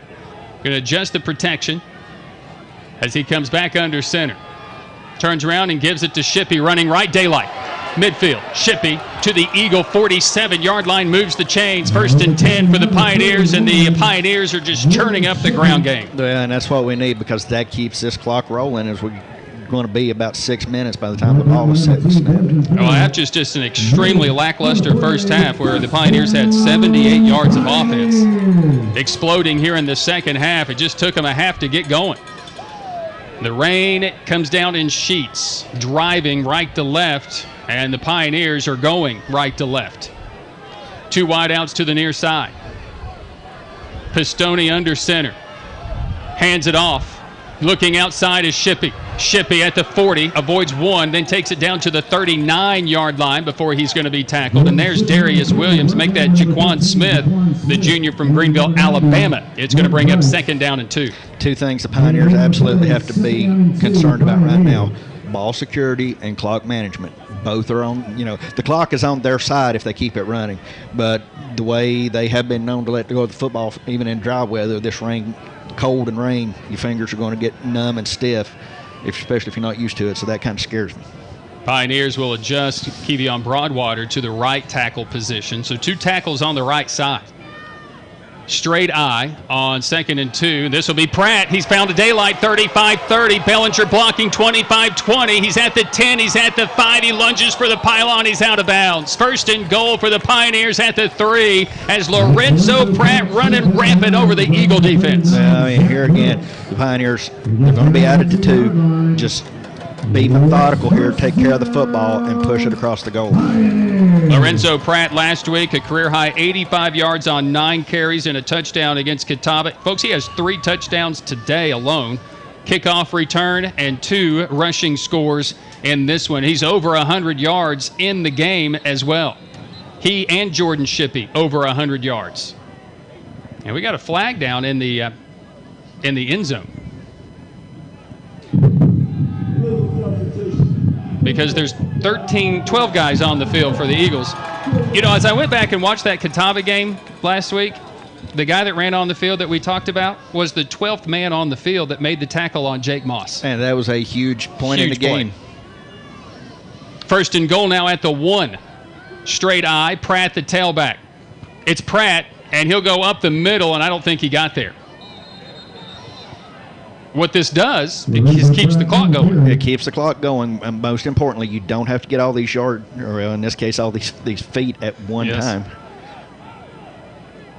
So it'll be 2nd and goal from the 1. Pratt did not get in as he went right up behind his center that time. Vincent Napier playing his final home game in a Pioneer uniform. Boy, how sweet would that be for him? And he's the 4-year guy. We've had Big Schmo 5 years, truthfully. And he's been a 3-year starter at center. What a blessing it is to have a guy like that who has been a staple in your offensive line. Power set. Pistone hands it off. Pratt right up the middle again, lowers his head into the end zone. Touchdown, Pioneers. A quartet of touchdowns for Lorenzo Pratt on a career day, on senior day, against your arch rival. Absolutely great. And right now I'm watching Pioneers really have to take notice and don't get any kind of stupid penalties. It's getting more chippy as time goes by. You don't want to give these Eagles anything by causing penalties against yourself. What an answer by the Pioneers after they gave up a 2-play, 84-yard drive in less than a minute to the Eagles, who have that big play capability. We've known that way too long. We've been a part of this rivalry for 24 of them. Yeah, I mean, Flag is down as DeFada's kick is good. We'll wait to see the flag. And the Eagles lined up offsides. We're good. Just wipe it off, count the point, and let's kick off. Let's kick off. We'll return to Pioneer Field in 30 seconds. 3:45 to play at a windy Pioneer Field. It's now Tusculum 40 and Carson-Newman 28. Pioneer football continues after this on the Pioneer Sports Network. 3 minutes and 45 seconds. So much of life these days is rushing around from one place to another. Sometimes you just want to enjoy the journey on the way to the destination. And part of what makes it a little more enjoyable is an appreciation for the folks who help you get there. At Ingalls, we know that the people who send you on your way are the same ones who keep you coming back. I think you should take it for a spin. Are you serious? Ingalls, all the ingredients for family.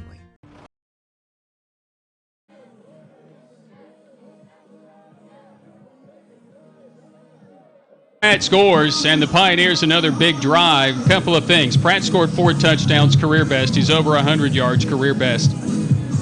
In this game, in this series, this is the first time for the Pioneers that they put up 40 on Carson-Newman since Gareth Rowland's Stoink game, in which they could have won it from 52 yards or whatever it was. And it's also the first time in the Red Turner era as head coach that the Eagles have given up 40 points in a single game. There's a lot of things going on here. With 3:45 to play, Eagles don't control their own destiny anymore if this score holds. And they'd need some help. Glick to kick it away. Jackson fields it at the 3, stays on his feet this time. 10, 15, 20, and he is driven back by Alan Cooper at the 21, just was blown up. Boy, Alan Cooper has come to play today. I mean, that right there was, I don't guess they still do the big dog anymore, but that might have been a good candidate for it if they did. No question about that. Pioneers 78 yards of offense in the first half. They have 365 now for the game. The Eagles at 407, and 84 of that coming on the last drive. Pratt has 142 yards rushing, career best. Shippey 104. The first two backs to go over 100 since, oh, yeah, that's right, the Limestone game in which Gamillion and Shippey went over 100 each. Well, right now, the only thing that matters is that 3:41 left in this game. Don't let Carson-Newman have another quick strike. Career game for Nelson Luis with 12 tackles. Evans back to pass, and he's looking deep. Alford playing safety, and he nearly comes up with the pick. I like putting Alford back there, as a matter of fact, because that's your best cover quarter. He can just see the whole field now. Yeah, I mean, if he's playing like a sweeper back there, he's got the speed and the ability to see the whole field and get from side to side, and that's exactly what he did. So it's 3:32 to play, 41-28 Tusculum, as the Pioneers' Lorenzo Pratt caps a 7-play, 75-yard drive, took 4:27 off the clock. Is that right? 4:27 off the clock. Wow, that's a great drive. Well, I mean, and that's what the Pioneers need. Man in motion for the Eagles out of the backfield. Evans to pass, going to set up this screen, but Evans is untroubled by Luis, and his pass is going to be caught. Nice catch at about the 44-yard line, keeping everything in front of you, basically, and that's the touchdown maker in the first half more, and he makes the catch to the 44. Well, so right here the Eagles have passed on the last 4 plays. 3 of them have gone for big yardage, so the Pioneers have got to drop back and keep that in mind. Yeah, got to be better. Evans rolls the pocket near side to pass. He's got a man wide open, but he dropped it. And again, youngsters. And the reason, keep in mind too, Evans threw for 1,700 yards last year. 1,400, pardon me. He's only thrown for 400 yards coming into today. And a lot of that is because he's got a lot of youth at wide receiver. Yeah, he really does. Coming into the game, he was 31 of 64. While really percentage-wise, Thackerson was your best. He was 7 for 7, and he was either at or pretty close to perfect today. No, he was 2 for 4 today before going out injured. Second down and 10 for the Eagles at the Eagle 45-yard line. Evans rolls the pocket near side, looking, and he's just going to let it fly into the wind. It's a lame duck, and it's going to be picked off by Quadri Allen. Flag is down. 40, 45, Allen, midfield, daylight. This is going to come back for pass interference. Just run around and eat up more clock. 30, put it back. 20, 10, Allen to the 5, lost the ball, and it will be Pioneer ball for the moment at the 5, but there's a flag back at the 22, and this ball will be pass interference on the Pioneers, unfortunately. Well, probably what they're going to say is that Allen climbed up the receiver's back to get the football. Well, the receiver also had another defender. You'll watch it here. As he had another defender covering on the play, and he's the guy that kind of got into the receiver. So they run like a little scissors here, and they're going to look for, again, the youngster, Romaine Kelly, and it will be pass interference on the Pioneers. So they run this little scissors, and you may or may not see it, but he's tackled. Yes, he never turned to go back to the football. It's not much, but the defender never turned to locate the football, and I'm not sure if it was Randy Hooks. I'm not sure who it was. But it's a home game on our sideline, and you make that call. Right in front of Coach Odom, who's not happy. But the benefit to Tusculum is that ran 21 seconds off the clock. It's still not a real popular call because the defender never touched the receiver. He just never turned around. But the ball was never getting to the receiver either because the ball was held up in the wind, and that was not factored. Here's a little draw to Wimbush, and he is blown up by C.J. Bartley in the backfield for a loss of a yard. The new line of scrimmage, the Pioneer 40. So now it's second down and 12, and Red Turner calls a timeout. You might wonder why we call him Red Turner. Well, He's kind of a ginger, so he's got the red hair. Kind of a blondish red, strawberry blonde in a way. And that was just the nickname that's been given to Big Red. We've loved him. He's the architect of the split-back veer with the longtime head coach Ken Sparks, which we really haven't gotten into. We lost the best coach in conference history, Division II history, and maybe even just coaching period, as far as a personality, a coaching standpoint, and a guy that leads by example. You know, it's bad that Coach Sparks is gone. We give him a hard time just because he was Carson-Newman's coach, but all in all, he was always a pleasure to talk with, and just anytime you're around Coach Ken Sparks, it was just, you know, a great guy. And Mike Turner, the exact same way. Those guys coached for a long time together. They brought this thing in, 5 national championships, yes, all at the NAIA level, but win a national championship at any level. Just go out and win your YMCA league. You know, that's hard to do. And the Carson-Newman Eagles were able to do that, traveling to those Colorado states and playing those teams, Central Oklahoma. Played somebody in Utah, won Dixie State out in Utah. Dixie State. Just the amount of teams that they have played in their history, Division II playoffs, getting to the national championship game twice, and leading by what was the 18 points against Northwest Missouri State before falling. That was in 99. That was just insane the way that game panned out. Just a 5 overtime loss. And you just don't anticipate games like that. The Eagles could have been the first national championship team in the South Atlantic Conference at Division II. Instead, the Wingate Bulldog soccer team was the first. Out of the timeout, Evans to pass. Looking, and he's going to throw it away. There's nobody here. That's got to be grounding. That's got to be intentional grounding. That's got to be grounding. Yeah. There's the flag. He was in the pocket, and he let it fly. There was not a white jersey within 25 yards of where he threw that football. Every time the referee cues his mic, we can't hear him because the wind is blowing so much down there on the field. I'm not sure I want to go down there based on what I hear from his microphone. Yeah, I was just thinking earlier, have fun with that post game. I'll be right here.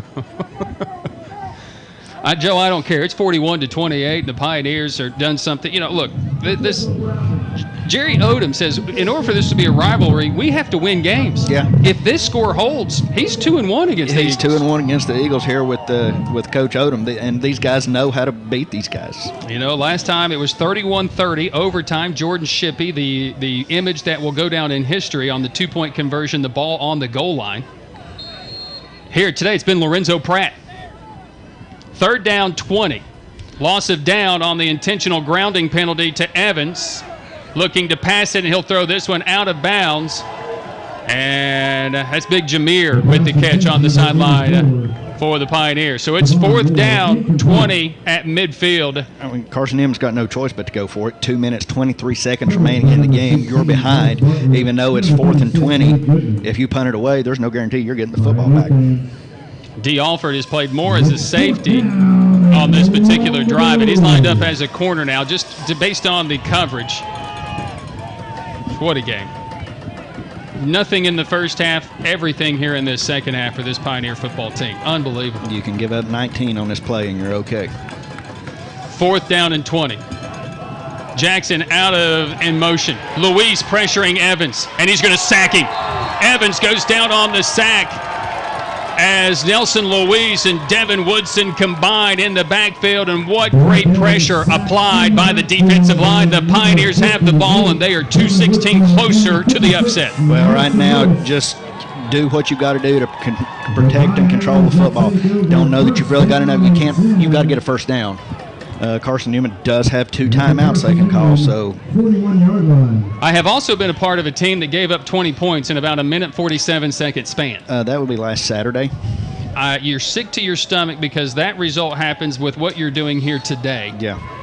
And you know that you get that result last week, and now what you're doing today, it's just, right now it's making me sick to my stomach just thinking about it. But because we've been a part of that.